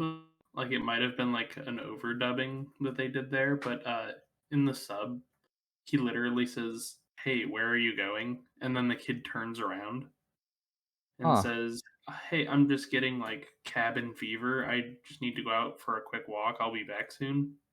Yeah, And then Gabe's just like, "Meh, okay." the boy says that he just needs to get out of the house for a bit, and that's kind of what he says. But yeah, he Ginkgo specifically says, "Oh yeah, he can't hear me." So that's kind of interesting. That is another difference there. But Ginkgo does eventually have to go after him. The grandmother gets concerned, and it starts snowing. Mhm. Ginkgo's like, "Oh yeah, he went that way. I'll go after him." And she's like, "You let him go?" He's like, "Don't worry about it." He's I so know. nonchalant about it. Yeah, I saw where he went. It's okay. But he does actually find him, and Mhm. we did forget to mention early on, didn't he find a nest in one of the houses? And he said, "Hey, sprinkle some salt around." Oh, yeah, he said sprinkle salt, either sprinkle salt or, like, splash the salt water under the roof. Oh, okay. It was in the house of the first guy that he cured. Yeah, and it was quite a bit of but Mm, he finds Maho, and Maho is literally sitting under a fucking swarm of these things. Like yeah. it was weird that they didn't attack him when he came in, because they once he acknowledged them, they fucking went after him. There was what, dozens of them that were just attacking him, and he's just like, "Oh, hold on, you don't have to be greedy, one at a time." Again, he's very nonchalant about it. Yeah, he was looking for the "ah," because Yeah. I think he literally says, while they're attacking him in his calm voice, I think he says "ah" or counterclockwise Yep. And the are or clockwise. clockwise, Yeah. like snail shells, yeah. Yeah, and he's just like, "Okay, counterclockwise, counterclockwise. There you are." And I call bullshit on that, Yeah, he because just there kind of was, grabs one. yeah, it's fucking thousands. Fucking thousands. Are you kidding me? Like, if they're that rare, you just like, "Oh, there you are." Boop. Yeah, he, like, was speed running four-leaf clovers here. Yeah. Yeah, what the hell? Like, can I have your luck stat, Ginkgo? But yeah, then he apparently the stop attacking him, because he's just like just lets him in his ear. Yeah. And the way that the cure works, because Ginkgo at this point, I think he kind of was thinking to himself, and he kind of figured out what. Well, yeah, he had talked with the grandmother, Yes, and and talked about the gotten the mother. whole story about the ear covering thing. Yeah, that's right. That's right. Yeah, so he kind of put two and two together, Hmm.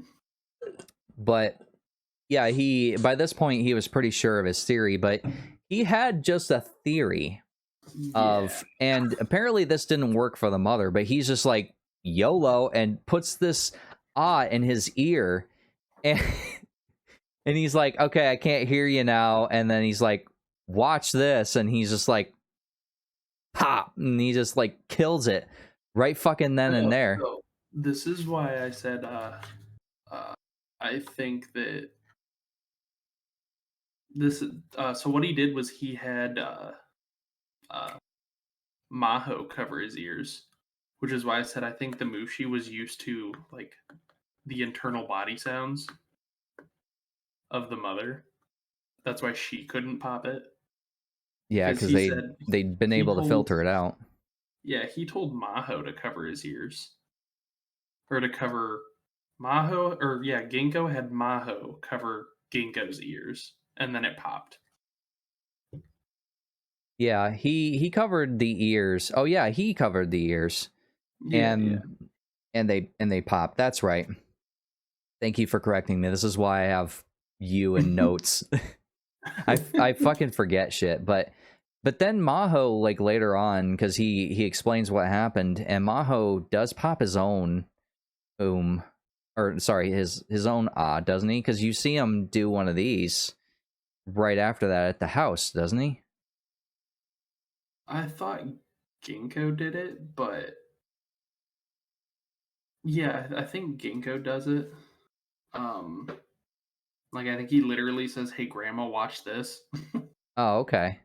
I guess maybe just I was thinking like because I think it only shows the hands and it shows the goop.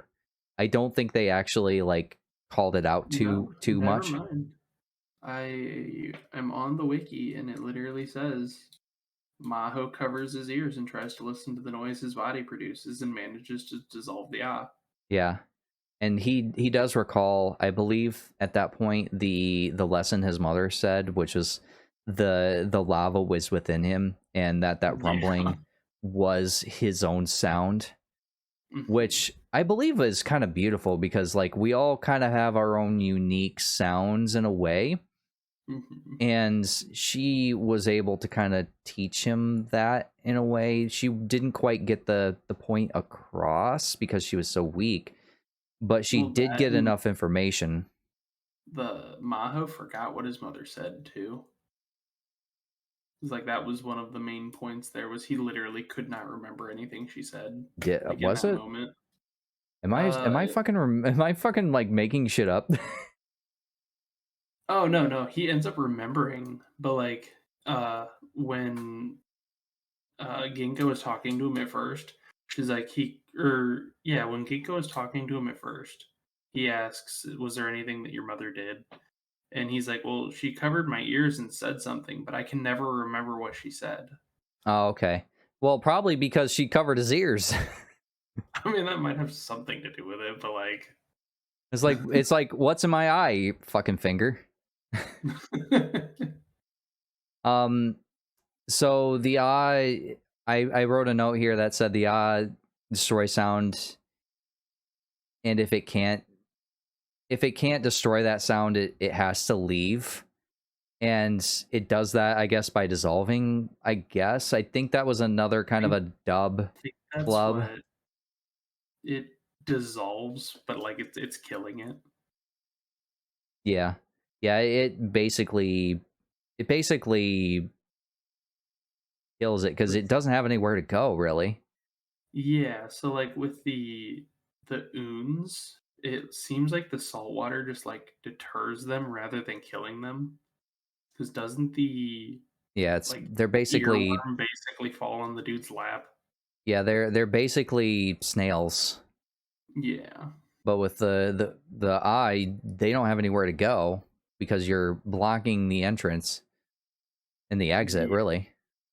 Unless it wants to go. There is a tube from your ear and it drains down to your throat. And the reason I know this is because that fucking got plugged and I had to take like all this fucking medicine just to get that fixed because it was I had like just this like clicking and slashing in my ear, and I tried everything to get it to go away, and finally I told the doctor about it, and he's like, "Oh yeah, you have a plugged station tube," I think is what he called it. But yeah, so I guess it could go down there, but then like where the fuck is it gonna go? Like in the stomach and die anyway? So um so Ginkgo does say that well, he takes the horns as payment, but he does return the small ones. Yeah. And I'm The not sure if that bigger was just ones. because there wasn't enough value in them for him to keep. I think he wanted to return them as like a, "Hey, here's something to remember, like, this connection to your mother by," because she also had the horns. Yeah. Yeah, and hers didn't fall off. She died Yeah, she with died those with horns. them. And then he made a very beautiful comment, which this is one of the reasons why spring is one of my favorite times of year, because summer is very hot and you're in the thick of life basically, but Mhm. fall everything dies and winter everything's dead. The one thing I love about spring is when everything kind of comes back to life. And Mhm. after everything's been dead for so long and sleeping for so long, you start to get that sound again. And this is one thing that's very beautiful about what he said, because winter is very quiet, but as it warms up, it's going to get louder. And Mhm. that's because like you have the creatures returning, like the birds, the migratory birds coming back, and all of the bugs that make noise. And he did mention that the boy may actually even miss the sounds that the made him hear. Yeah, didn't the mother also say a similar thing? Yeah, because that's what she died from depression because she couldn't hear the sounds anymore. And she was so weak at that point, probably because she wasn't able to sleep. Let's be real. Yeah, I mean, it probably contributed to it for sure. But she died because she just eventually couldn't hear them, and she's just like, fuck, like I was just getting used to this. Right. But yeah, this episode is probably one of the coolest episodes early on, because it really shows that Ginkgo doesn't honestly know everything. Like there are things that he encounters that even he doesn't know about. This is actually very, very poignant in episode 5. But even a Mushi master, or Mushishi, I guess as he's also called, he doesn't know everything, and he's Yeah. learning just like everybody else. Mhm. But what did you think about the episode overall? Um, I didn't think it was as strong of an episode as the previous one, but it's still like it wasn't anything that I was like upset about. Like it was Oh no. also really good. Um, all of these episodes so far have been like to a pretty high standard. Yeah. They've all kind of had their own story to tell. Yeah, yeah. And I think each story is going to kind of affect everybody because of the way they're told. They're going to affect everybody differently. Like I mentioned, like I Mhm, have a tinnitus, and so I hear sounds that aren't real, and that basically this episode speaks to me more so in a way than it did about 7 years ago when I rewatched this. mhm. But for you, you don't have that experience. So for you, this episode didn't speak as much to Yeah, you. didn't quite hit the same.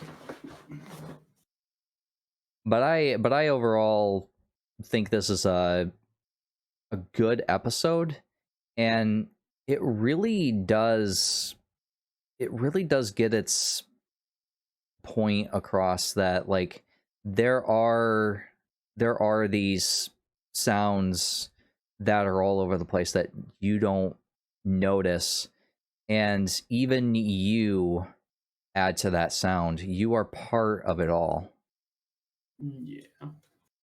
But overall, I thought it was a very good fucking episode, and I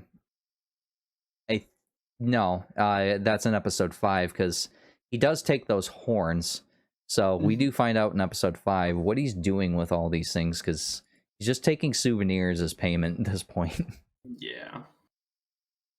So the pillow pathway is episode 4, and this one was really good. Like I said, there was a point in this where they explain what this Mushi really does, because Ginkgo doesn't, he's not incredibly forthcoming with what this thing does. Yeah. But when they explain it, like I had to go into a wiki and have it like reworded because I was just like, you could just see like the math like flying by me as I was like thinking about this, and I'm like, what is like, huh?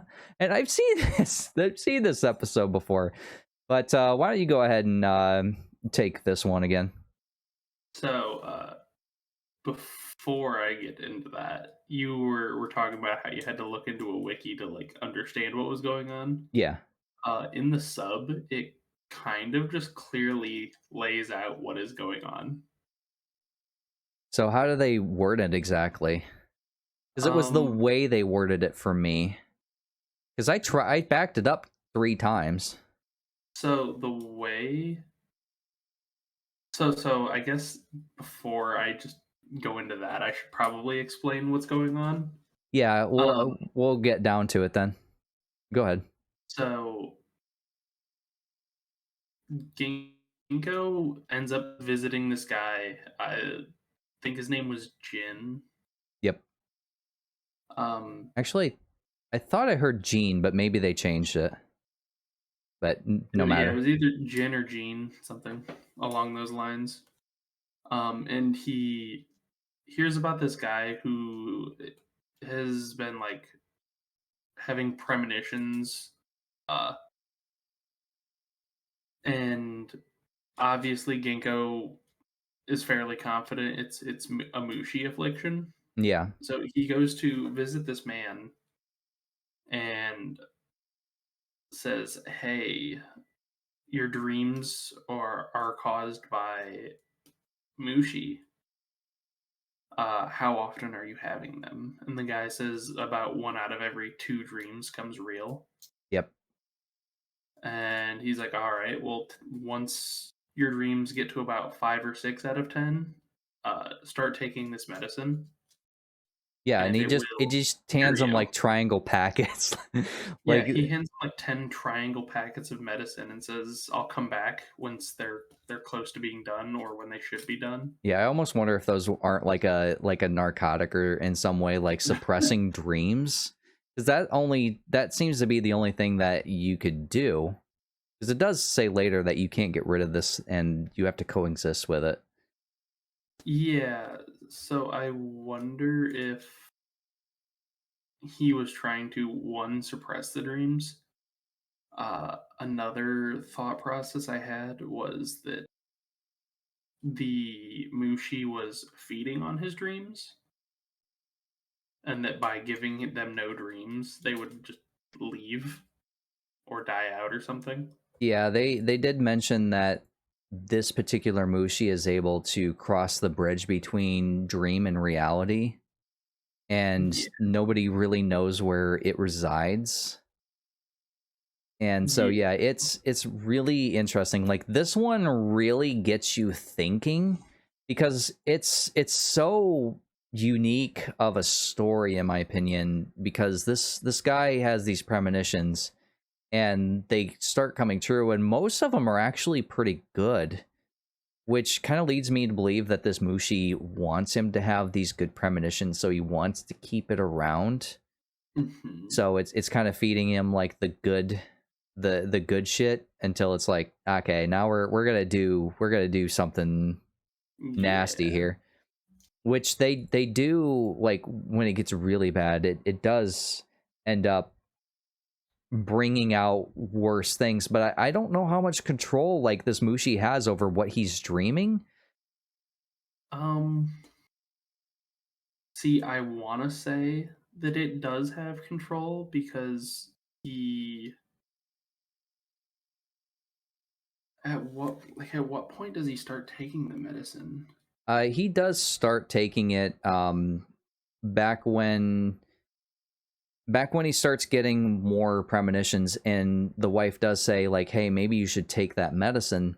Oh, yeah. So he starts taking the medicine, and then shortly after taking the medicine, his premonitions are becoming less and less frequent, Hmm. and a tsunami just strikes the whole village and kills his daughter. Yeah. And the village is like upset with him for not having a premonition about this. Yeah, and it's not quite clarified yet, but there's a reason why he wasn't able to see this coming. He didn't have a dream about it, and the word premonition here is actually an extreme misnomer, because Yeah, this event was going to happen, dream or not, and that happened, and it was incredibly unfortunate. He lost his daughter. Like, that is a devastating thing, but there was no way he could have known or controlled it. And the what happens is he decides to stop taking the medicine, right? And yeah. He's like, well, having these premonitions to save people, I'm gonna stop taking the medicine so I can continue saving people. yeah, and we didn't mention the premonitions that he was having. Like, he found a wellspring. He found, I believe, wasn't one of them where, or maybe I'm mixing up episodes. He had a premonition about something else, and they gave him fish. I want to say Oh, that was, yeah. It was. He had a premonition about a cliffside collapsing and like crushing houses, and oh he got yeah, them out in time. yeah, okay. I don't think they showed that one too much. They just talked about it. They just Yeah, walked up and said, "Hey, here." they showed the rock fall, I think, at some point, but it wasn't like a whole thing. It was just like rock fall. Hey, thanks for saving us. Here's fish. Yeah, but he gets these premonitions, and if he has some sort of like disastrous premonition, he tells these people like, "Hey, don't go on this cliff. You're gonna die." Yeah. And as a result, like, he's been seen by this village as a good thing. Like, even if something disastrous could happen, he prevents it by giving them that knowledge. And so, oh, my eye. And so he eventually decides, you know what, these premonitions are better to have than to not. So he stops taking the medicine, and his premonitions get worse and worse. And Yeah. what So happens next? this is why I was wondering if the Mushi did have some level of control, because he started taking the medicine, and I wonder if that like upset the Mushi, causing the next event, which was the whole town being engulfed in like a green mold, uh, and like the villagers, including his wife, just all crumble and collapse.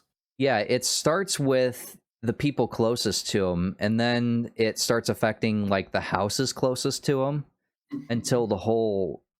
the whole village was affected. But she just got this mold and just crumbled into dust right before his eyes. And he woke up in a cold sweat dreaming this. And when she said, "What's wrong?" he says, "It was nothing." He knew right then and there he couldn't stop it, right? Like, there was nothing he Yeah, could do. There was no yeah, prior knowledge he could have told anyone that would have prevented that. yeah. Probably not. But he then figures out what these this Mushi actually does. And I think you might have a you saying that the sub kind of lays it out pretty good. I think you have a better understanding of this than I did when I first watched this, because I had to rewind it a couple times. They didn't explain it very well. So, the way it frames it at the beginning of the episode is that the Mushi are helping him predict the future. Um, and when Ginkgo gives him the medicine, he says, "Hey, this is like a Mushi doing this. Take this medicine so you'll be better." And then when Ginkgo shows back up after everyone has died, Jin gets incredibly upset, saying that Ginkgo deceived him. Yeah, which, by the way, the town was absolutely destroyed, and he said Oh yeah, it's not even been a year since I was here. yeah, yeah. But yeah, Um, he completely yeah, he's upset with Ginkgo because he wasn't forthright with him. yeah. He said you deceived me. That this wasn't what it was. And Ginkgo says, "Yeah, the true nature of this Mushi is something that most people can't like come to terms with. And it's not that you're getting predictions of the future, but your dreams are literally becoming real." Yeah, the Mushi make what you dream real. And whether or not these Mushi have a control over what he dreams or some sort of influence, it's never been quite clear. You seem to think that they do. I'm kind of leaning towards they may not, but it is kind of convenient that that Yeah, everyone in the village got this mold that killed them right after he stopped taking this medicine. So he kind yeah. of poked the bear if it is true. It definitely seemed to me like they were like, "Hey, here's a bunch of good premonitions to make you want to keep us around." And then as soon as he tried dealing with it, they were like, "Okay, if you're gonna do Yeah, that, fuck you too. here's a punishment," is what it seemed like. I may be wrong, but that's how it felt to me anyway. Yeah, and I should mention too, right before the mold, he did say that they were becoming not only more numerous but more vivid as Yeah, well. So yeah, they were more taking root. Uh, they're taking they're getting a lot stronger in his dreams.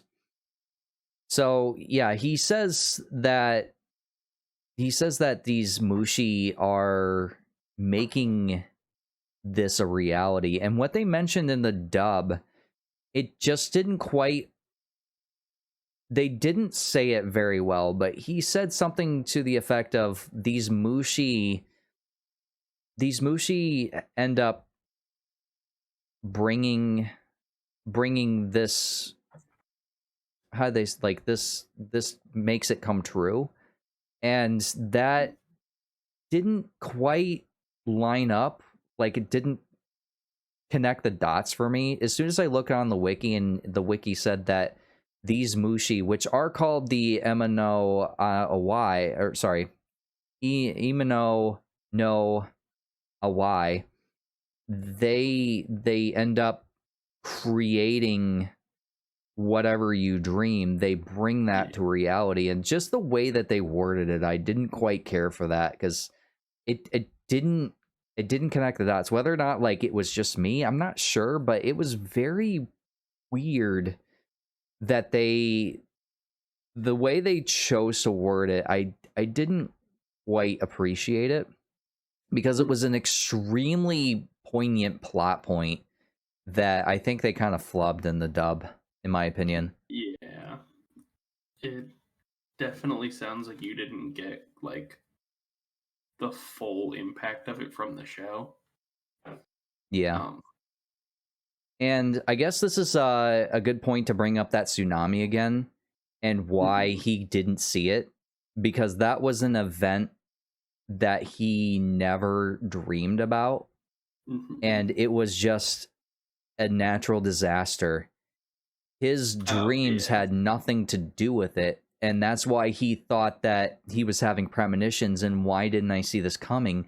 You couldn't have seen this coming. This was something that was going to happen, dream or not. And Yeah. your daughter unfortunately died as a result. You could never have changed that.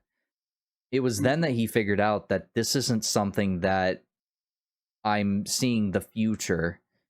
And I think because of that and the mold, he kind of put two and two together. Because the mold is something that, like, tsunami's one thing, but that mold is something that could probably not have happened. There's no known illness in this universe that has that sort of effect on people, not anything that's ever Mhm. mentioned. So I think he does end up putting two together. But Ginkgo does admit that he lied, and he does admit that he says that most people can't cope with this and that you have to live with them because they're unfortunately here for the rest of your life, which I'll tell you later what I think probably he should have done.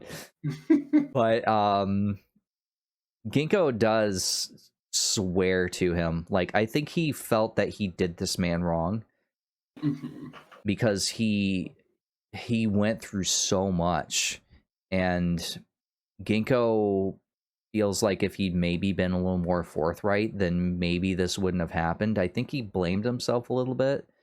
So he does Yeah. swear to him. He goes, I want you to continue to live. I want you to, I want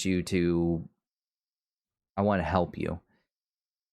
And I guess, Immediately after that. what's that? I said immediately after that. Yeah. So he does say that these Mushi, which I'm not going to try and pronounce the name again, they travel between dreams and the real world, and Mhm. the Mushi aren't quite understood as to how they do that or where they reside. And Mhm. Gene goes, you know what? Fuck this shit. I don't want this anymore. Like, he knows at this point he's never gonna get rid of them, not at least without suppressing them with medicine. So he fucking ODs. Yeah, he takes like 4 or 5 of the medicines, whatever he had left. Yeah, and it puts him in a fucking coma, which isn't that the worst thing you could do if you have dreams? Which I don't know. Yeah. Like, I guess a coma probably is different than sleeping, but Um, I don't know if it was necessarily just a coma. I think he just lost, like, consciousness or something, yeah, but yeah. yeah. I kind of used coma as a general term, but yeah, he did just lose Oh, yeah. consciousness. But Ginkgo did have to nurse him back. I'm not sure how he did that because it was just kind of like a fade to black. Okay, now he's fine and stable again. So he must have had Yeah. some sort of cure. But I think he did say, I think Ginkgo comes in. He's like, "No, you didn't," and he's like, "Just let me die." And he's like, I'll get the antidote." And he goes, "No, Yeah. no, I don't want it." So he must have had some sort of like an antidote or some sort of Yeah. provision for this. Something to counteract it. Yeah. But he does mention something that I think really should have been mentioned a little bit more clearly early on, that Gene and the Mushi are just living their lives. Mhm. They're the neither of them have no animosity towards each other. They just happen to be Coexisting. coexisting, and they're hurting each other, I guess. Well, I guess the Mushi is hurting him more than he is Yeah. them. But he does mention that, and that's one thing that really drives it back home, that these Mushi are not bad. Like, they do affect people in very horrible ways, but they're not bad. They're Yeah, just there's there. no ill nature to it. Yeah. So yeah, after he's stable and he falls asleep, um the whole, the whole, the the whole sequence that follows that is, And this actually has a pretty sad ending too, but Mhm. yeah, he falls asleep and he basically just he does actually perceive these Mushi. That's what Yeah. it seems like in the dreams.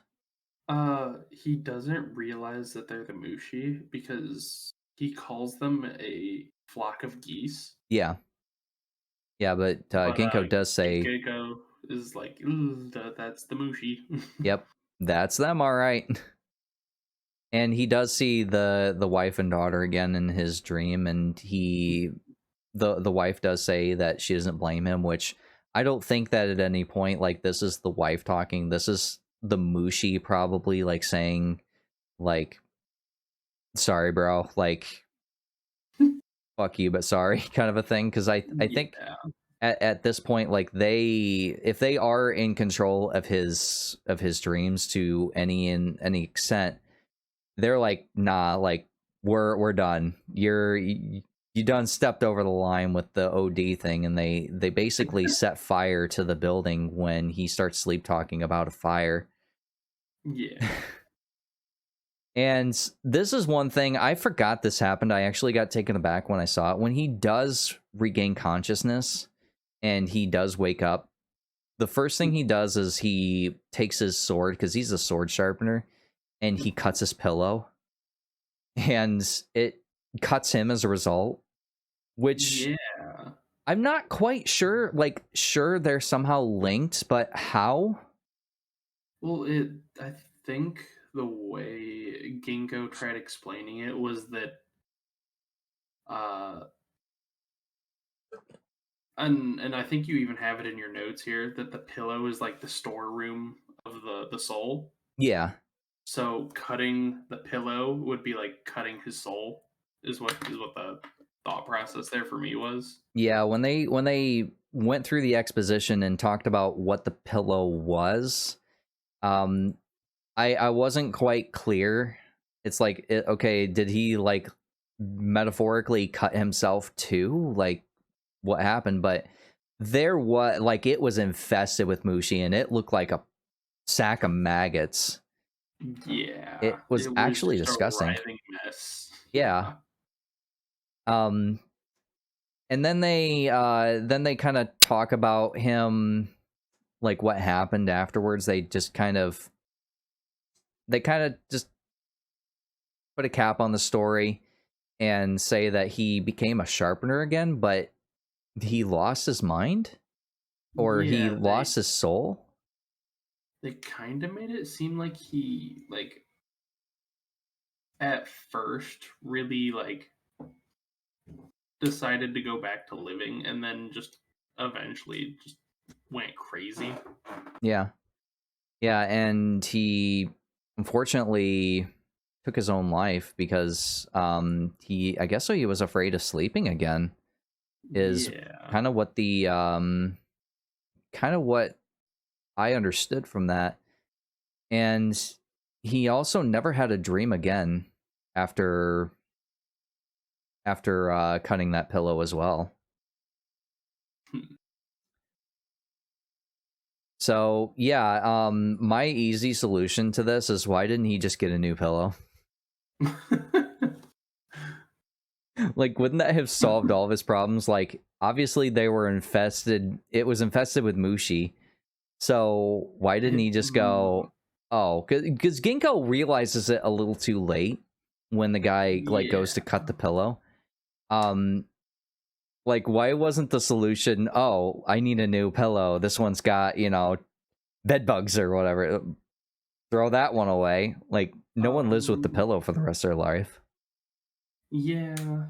I also thought that the only like explanation I could come up with it was the whole like pillow is where the soul is stored kind of thing, and by doing so would throw away his soul.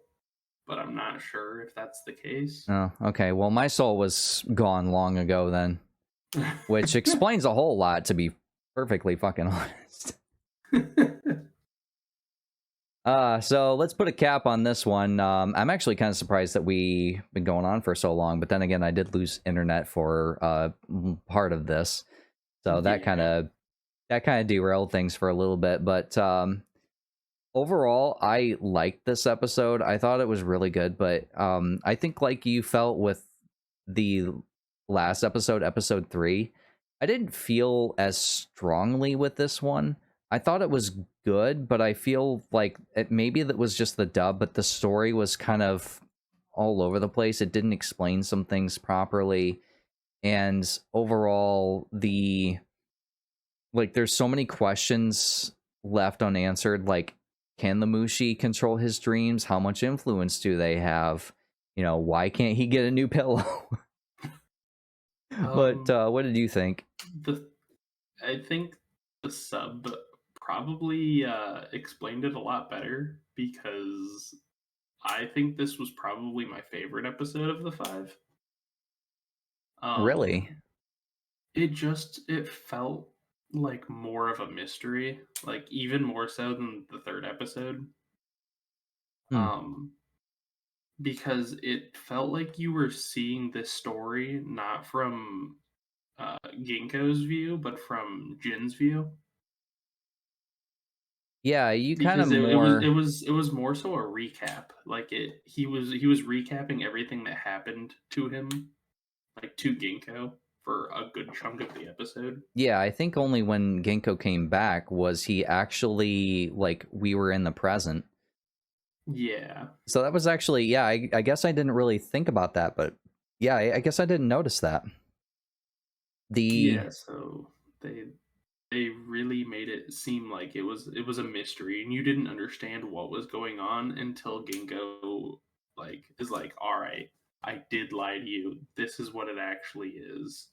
Yeah, and Ginkgo felt guilty. Like that was very clear. He felt he was somewhat responsible because he lied to him.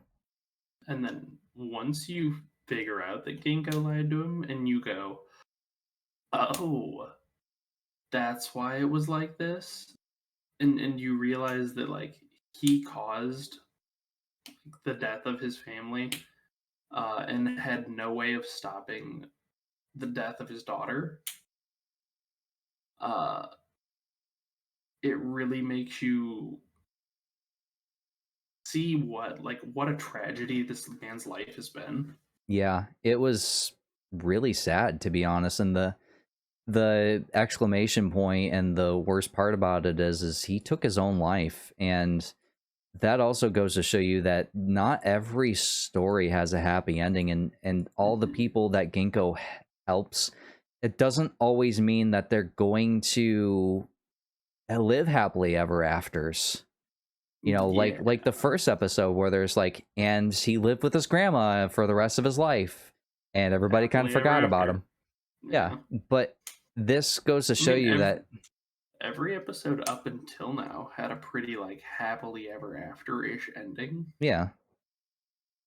And then this episode comes along and is just one big barn fire of tragedy. Kind of literally in some sense. Yeah, I mean, yeah. But you thought this was your favorite, or you said that this was your favorite episode. That's very interesting. Because I again didn't feel as strongly to this one. It's really cool to see what episodes we both lean towards, because I feel like this anime ends up being what you get out of it's really going to depend on you as a person. Right. There's experiences that I'm going to draw from, like my tinnitus, that you can't draw from, and there are things that you appreciate that I'm not going to appreciate. And Mhm. it's really interesting that we're kind of leaning towards different episodes. And I do have to say my favorite episode, just because this anime really starts showing like what Mushi can really end up being, is episode 5, the traveling swamp. And we first meet Dr. Adashino, and we finally figure out what happens with all those items that Ginkgo takes. And Mhm. you were asking about this to yourself. I already knew this. So what did you think when you were seeing him like basically pawn these things off? Well, it definitely answered some questions, because after seeing him take the horns and the sake cup, uh, I was like, "What is he doing with these things?" Uh, he's clearly not getting any kind of money for what he's doing. Yeah, and a man's got to So, eat like, somehow yeah, you've gotta be able to, like, make money somehow. and buy these medicines that he's basically freely giving some people. Yeah, like, I don't think he took anything from Jin.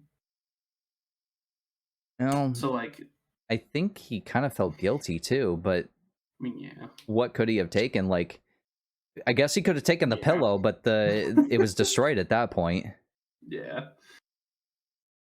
But yeah, it's interesting to see him like haggle with him because he's like, and here's this ceremonial wine glass, and it's very rare. And he's like, oh, I want that, but I don't know. So Oh, yeah, he's like, "Here's some horns that came from a kid that had, like, these problems with hearing," and the guy's like, "Whoa," and then he's like, "Now check out this cup," yeah, and the guy's like, "Just a cup." yeah, but He he has to, does. like, try to explain it to Yeah, him. he's got to explain, but I don't know if they did this in the dub or sorry, the sub, but in the dub he says like Dr. Ashino gives him a price and he's like, I think we can do better than that. Yeah, he doesn't they don't give any kind of price, at least not that I remember in the sub. In the sub, it's just, Actually, I think he said it's going to be very expensive or something like that. I don't think they actually say a price. well, they might have said something like that then, but, like, he brings up the horns initially, and, like, the doctor's, like, really interested in those, and then when he brings up the cup, he's just kind of like, I don't even know if that's, like, a real thing. Yeah, and he's like, Probably "Oh, not." this is kind of rare. You really want it." I think he does convince him of it. But this Yeah, guy likes probably. to collect these things for some reason, and he doesn't. They don't explain, but he's got a big storeroom of collection. We see that quite a bit later. At least he's got like this library of maps and books. But Mhm. then we start talking about he. This is another episode where I think we go back in the past, and Yeah. he Up until, he like, halfway through the episode, it's him, like, explaining what happened to him. yeah. He talks about he asks him a question. He says, "I need to know, is there ever been a swamp that's moved from place to place?" And this swamp, he's traveling around, I guess, going from place to place, and he sees this swamp and this girl who he says has an earthly color of green in her hair, Mhm. and he Oh, is it earthly color for you? yeah, it said earthly color. Oh, see, the sub compared the green in her hair directly to the color of the swamp itself. That's interesting. Because I'm pretty sure they said earthly, and I think they kind of meant like vegetation, but Hmm, I'm pretty sure they used the word earthly. Um, huh. but yeah, he does interact with the girl after a couple times of seeing her, and the girl's like, "Hey, what's that way?" Like just fucking asking directions, and we find out later that she's just kind of along for the ride, um which is really fucked up. Like she was part of a sacrifice because I guess like the river or the sea that the village that she lived in was really raging, and they just pushed her off a cliff just to be like, here, we give you a sacrifice, stop fucking up shit. Yeah, I think her village was in the process of being flooded, and they sacrificed her to, like, calm the flood. Yeah, I wonder how that worked for him. But the Mushi Yeah. actually saves her life. It takes her, and then it, I guess it was in this river, I'm guessing. It was following Mhm. the river because it did want to follow the rivers as they were, but it was actually going underground and following the underground rivers because I guess the rivers had gone down underground into these aqueducts. Yeah, they had dried up, and it was following the aqueducts of where the river had, like, formerly been. But Ginkgo does have a good conversation with this girl, and he does actually take a sample, which I don't think he ever brings back up. I wonder if he sells that too. For all we know, it's just swamp water. Like I mean, yeah. the mushi in it, I think controls the swamp, but I don't think the mushi actually is the entire swamp. They Oh, don't I just actually realized say. something. What's up? So, what if these episodes are out of order and the swamp water, like, is the living swamp is what he injected into the eye? Probably not, because he does take he says that that fluid from the eye should work to give Well, this. yeah, he's injecting it's a living mushi into the eye. Is it a living mushi? Did Yes. I maybe I Or a assumed liquid mushi is what he said. maybe I assumed that the eye or the liquid was from that mushi? Because I mean there was all kinds of liquid, but I guess when would Yeah, he have had the time to collect it? there's that, and then I don't know why he would want to try to put more of what she had back into her. Uh, And then this living swamp thing, the the color of her eye it was is green. like, yeah, yeah. That's interesting. Because yeah, it was green. Was the eye green when he pulled it out of his eye socket, It matched his eye color. which I Um, believe is blue, right? it's like a light, like, tinted teal, I gotta but look it at was it. definitely, yeah, yeah. I gotta look him up now because you say this and I'm just sitting here going like, okay, ginkgo mushishi, because apparently ginkgo is a plant too. Yeah. It looks like it's a teal, like a tealish green. Yeah, but that's a similar color to her hair, wasn't it? I don't recall what her hair looked like actually. Because when she was in the swamp, what was her name? Did I take that in the notes? Uh, Nope, that's Suiko is in I the will look up Mushi. the wiki. So while you're doing that, Think it's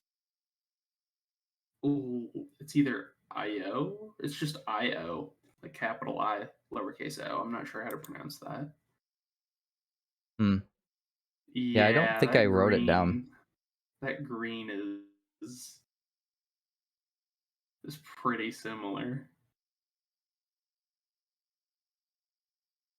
She has brown eyes though, doesn't she? The But then again, girl, the green of the hair, I think, is what you're talking about. yeah, I'm saying like the green of the hair compared to the green of the eye, like because they said her hair was the color of the swamp, like of the living swamp, Yeah, or of like the earthly color.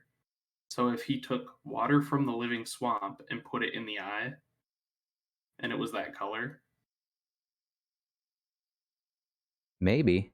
I don't recall this anime, and like I said, I am remembering as I go watching this, but I don't remember it being out of order. You do get some like past and present episodes, especially mhm, in Ginkgo's life and timeline. So it's very plausible.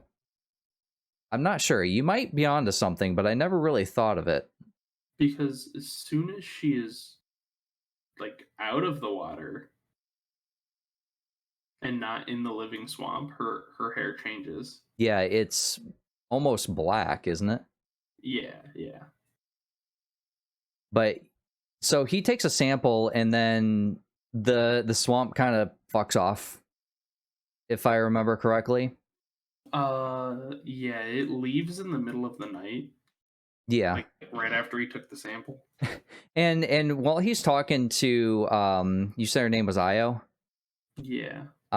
She was telling him this story, and he just said, "Yeah, this is cool." And she's like, "What? You don't think this is strange?" And she goes, "No, like I've seen weirder shit. Like in my line of work, like you see some weird shit."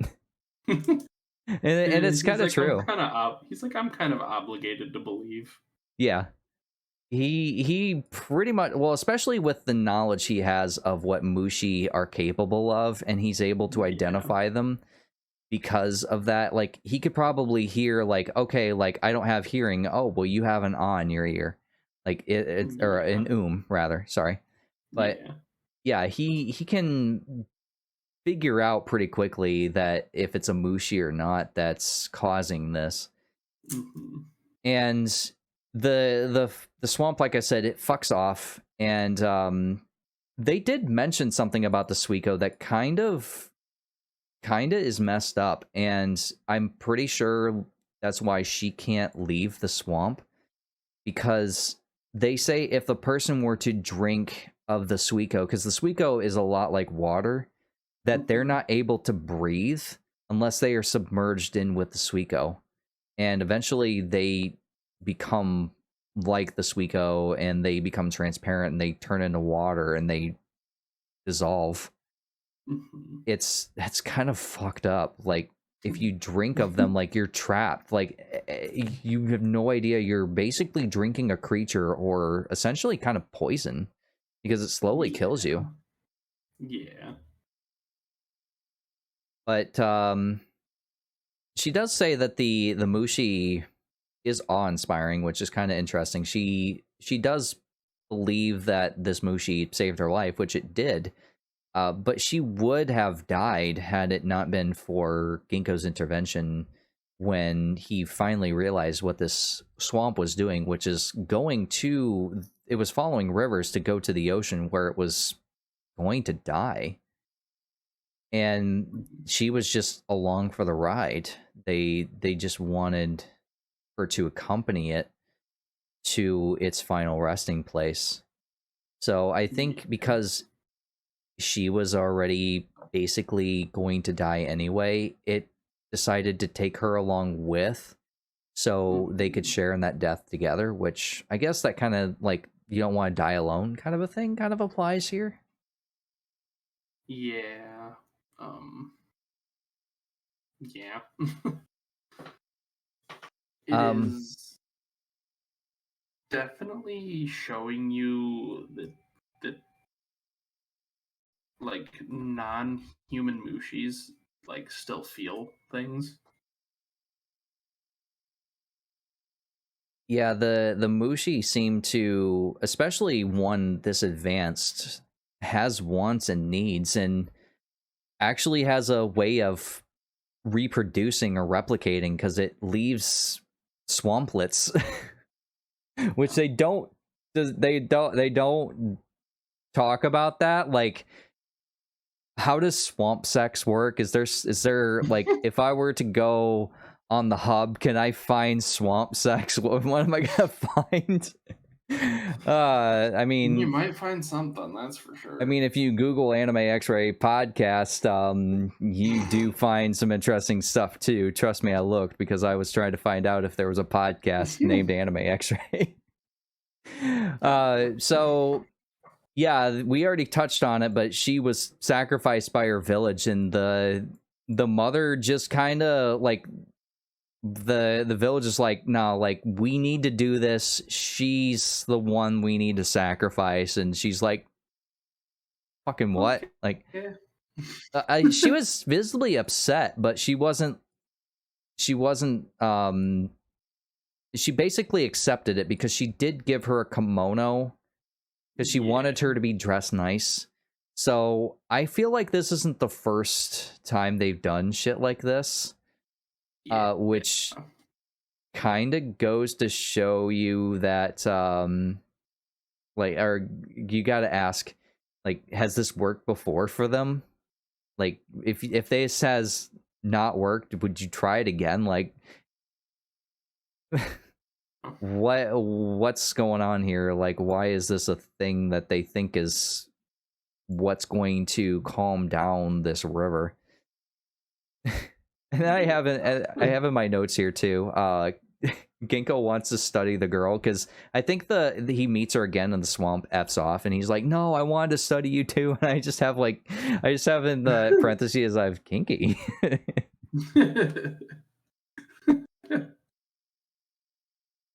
But yeah, they do reveal that the Suiko does go underground, and Adashino does recall about hearing this before, so they go to find in Dr. Adashino's library. He has extensive maps, and he finds a water aqueduct map, but he also finds a really old river map, and they line them up and they're the same. It's following the way it knew back to the ocean where it wanted to die. A lot like how salmon, because I believe salmon do that. They go to a place where they can die, where they were Yeah. born, they spawn and they die. And the parallel there is uncanny. Like, this has those ties to salmon, like, straight up. That's where they got this inspiration from. But this was such a beautiful use of that idea. Mhm. So let's see here. So I don't know why Ginkgo thinks this works, but he tells Dr. Adashino he needs help, and Dr. Adashino apparently has a lot of favors he can call in from the fishermen, and they just throw nets in the ocean, and somehow they net her, and she's transparent. Kind She's of. kind of water. They kind of net her. So like when Suika is rushing towards the ocean, they catch her kimono, but not her. Oh, really? Yeah, the like you see her kimono, and then later after Suika has died, like in the ocean, and released Io, they pull her up then, but she just went straight through the net originally, and it only caught her kimono. Okay. Okay. Yeah, all right.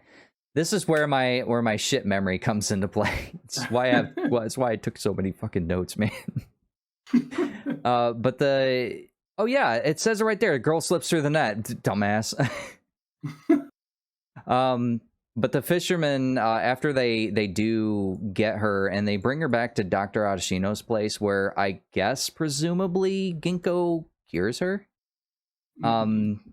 But she is very visibly upset that the swamp is now dead. She spent a long time with this swamp. I think she was a little girl, right, when she was sacrificed, or was she the age she is now? I don't recall.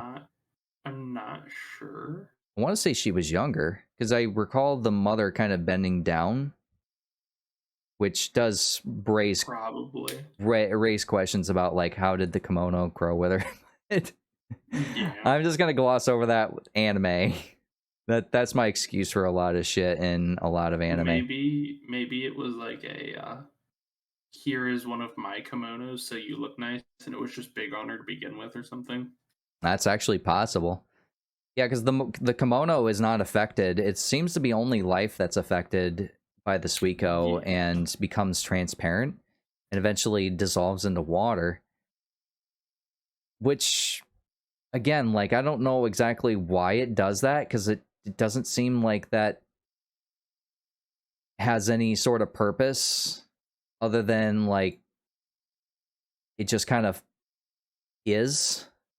Yeah, it kind of feels like it's just stealing the life from stuff and leaving behind like a husk, maybe. That's actually a pretty good explanation. I feel like if that were the case, that Either that or maybe it feeds off of them, like as That a is possible. yeah, like it satiates the Mushi. Because if it steals Um, its life force, then it could theoretically live forever. Maybe it's not so much stealing it for itself. Maybe it knows it's towards the end of its life cycle and is stealing this life and then spitting it back out for when swamp sex happens. Uh, I I I I don't know if I really want to put that in my Google search, but I'm almost curious as to like if swamp sex is a thing. Oh, it has got to be. But they You know what? I'll bite the bullet. don't. But yeah, the fishermen, they do say that the fish are like extra crazy. I guess they've had like some poor luck recently, and the fish are absolutely exploding in the sea. And that kind of Yeah. goes to like the fish are feeding off the mushi that died. And that kind of goes back to like how some animals go to die and other animals feed on them, and that satiates them so they can live on. It brings a lot of parallels to that. I'm really scared about what you're looking up right now. But Oh, this is the great. girl actually lives at that village by the sea, and she becomes Yeah. part of it, which I thought was actually kind of cool because she had nowhere else to go. Yeah, she wanted to stay there anyway because she wanted to be close to where the swamp died. Yeah. Yeah, she did mention that she wanted to be there specifically for that reason. And honestly, I thought that was kind of beautiful in a way because Right. the swamp was a big part of her life, and it wasn't for the swamp, she would have died right then and there for, in my mind, no reason.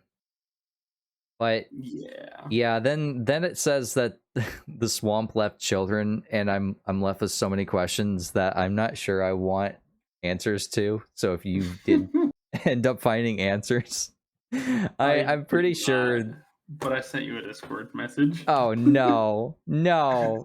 Do you want me to look at it right now? Go for it. It's not anything like All right. Well, it's not anything weird. you can go ahead and give me your thoughts on this episode. Um, I think it cleared up a lot of stuff regarding like ginkgo in the world, but like I don't think it. I think it was one of the weaker episodes. Um, Really? but I think it was a necessary episode. So you didn't feel as strongly with this one. Not really. It.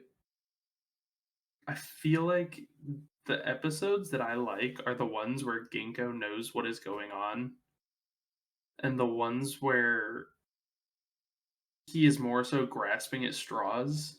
It feels like aren't as well defined, I guess. So you like when Ginkgo's learning as he's going then. Yeah. Like when he is like actually like more in control of the situation, it really feels like he is like fleshing out the world. But when he is less so in control, the uh the story kind of seems to not so much take a backseat, but seems to do this thing where it's a lot more open to interpretation. Yeah, I guess I can kind of understand what you mean because we definitely had a good balance here of world building and character building. And Yeah. really, the only recurring character that we've had up to this point is Ginkgo. Mhm. Dr. Adashino, obviously, we'll see again because he's going to have to come back and sell his shit to him. Yeah. But I do believe in other episodes they do show some of the older characters, but they don't really make a focus on them. I could be wrong. It's been many, many years. But I honestly thought this was a beautiful episode. I think this and 3 are my favorites for this set of 5 because this one just absolutely showed the beauty of life and how everything eventually has an end, whether it be a river, a swamp, a mountain. Everything does eventually die, and nothing ever is the same. Everything changes. And I thought that this was a very beautiful episode. It did have that cliche happy ending. The girl did live, Yeah.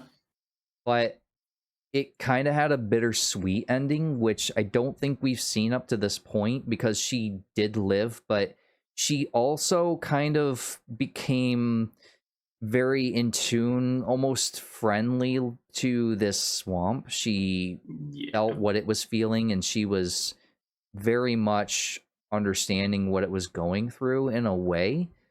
Mhm. So it kind of was like she lost something, a part of her, a friend, in a sense, when that swamp died, and that's why she wanted to be close to it because that swamp really meant something to her Mhm. and really was a big part of her life and why she has it now.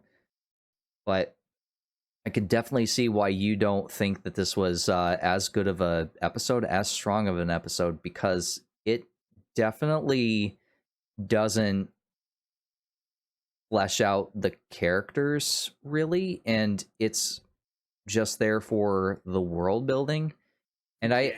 I feel like the world building is more of my favorite part. The character development is slow, but overall has a fantastic payoff, and that's one thing that I tout with any anime is payoff.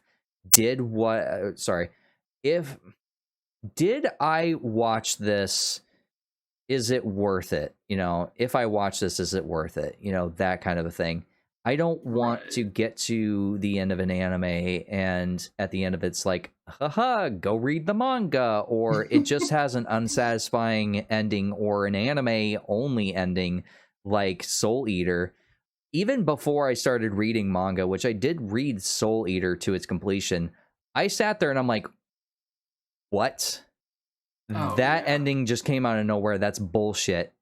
That Yeah. ending did not Read the happen. manga endings are terrible. Yeah, that ending did not happen. And I only knew that years later when I was like, you know what? Fuck it. I'm going to start reading manga. And it's best to start with something I understand, which is something I've watched the anime form of. But Yeah. this anime right now, uh, I'm loving going back through this because, like I said, this is just a time capsule for me. I remember where I was. I remember what I was doing. I remember the kind of person I was back then. For you, that's not the case. So Mhm. overall, while you're watching this, like, what are you getting out of this anime? What is your thoughts? Um. Well, like I said before we started streaming, it has a very like Kino's Journey vibe to it, where it doesn't feel like Genko is like the hero of some story or anything. It's just kind of him interacting with the world. And He's just the lens we see things through. yeah, yeah. And I kind of really like the way these like the anime like these like end up working. It's like so far I'm just loving this. Yeah, I'm kind of glad that I was able to introduce this to you. You knew of this anime, but it's one of those that had sat in your backlog and you Yeah. may not have ever pulled the trigger. And that's kind of one thing I'm really excited about this podcast because the way we're going to make this work is I choose an anime and then you kind of go along with it. You choose an anime and I kind of go along with it. That way we have Mhm. this sort of balance of anime that we both kind of enjoy and we got the ability to kind of bounce off each other and maybe we do get to a point where we're watching anime both blind, but Mhm. I think that this anime was a phenomenal one to start with. It's one that I really urge people to watch if they're like, is anime for me? And I say, well, what do you want to watch? Like, I've watched almost 500 series. You got to give me more to go off of. I'll watch anything. I give them this, or I give them something just as palatable, because this anime can tell a story in a way that I don't think any other media can, especially American media. American media, for better or for worse, is very linear and very Yeah. telescoped. This has so much dynamicism to it that I'm so excited to watch more of this, and we are going to watch more of this, and we're going to come back and do another podcast on Friday. You went super pixely. Oh wow. Yeah, I did. So, in before I close this out, did you have anything else to add? Not that I can think of. All I think we right, basically covered everything. so beyond the whole internet going down, which I'm gonna have to edit out for YouTube's sake. I mean, I'm gonna edit the audio for podcast apps, which I still got to figure that one out. But this episode, as well as others, will be available first on YouTube and will be available on your favorite podcast app as well. So if you enjoy this, make sure to subscribe to the YouTube channel as well as your favorite podcast app. And we will see you in the next episode on Friday when we record these on twitch.tv/codeman_87. That's where I stream 3 days a week, shameless plug, as well as record this podcast with Fez.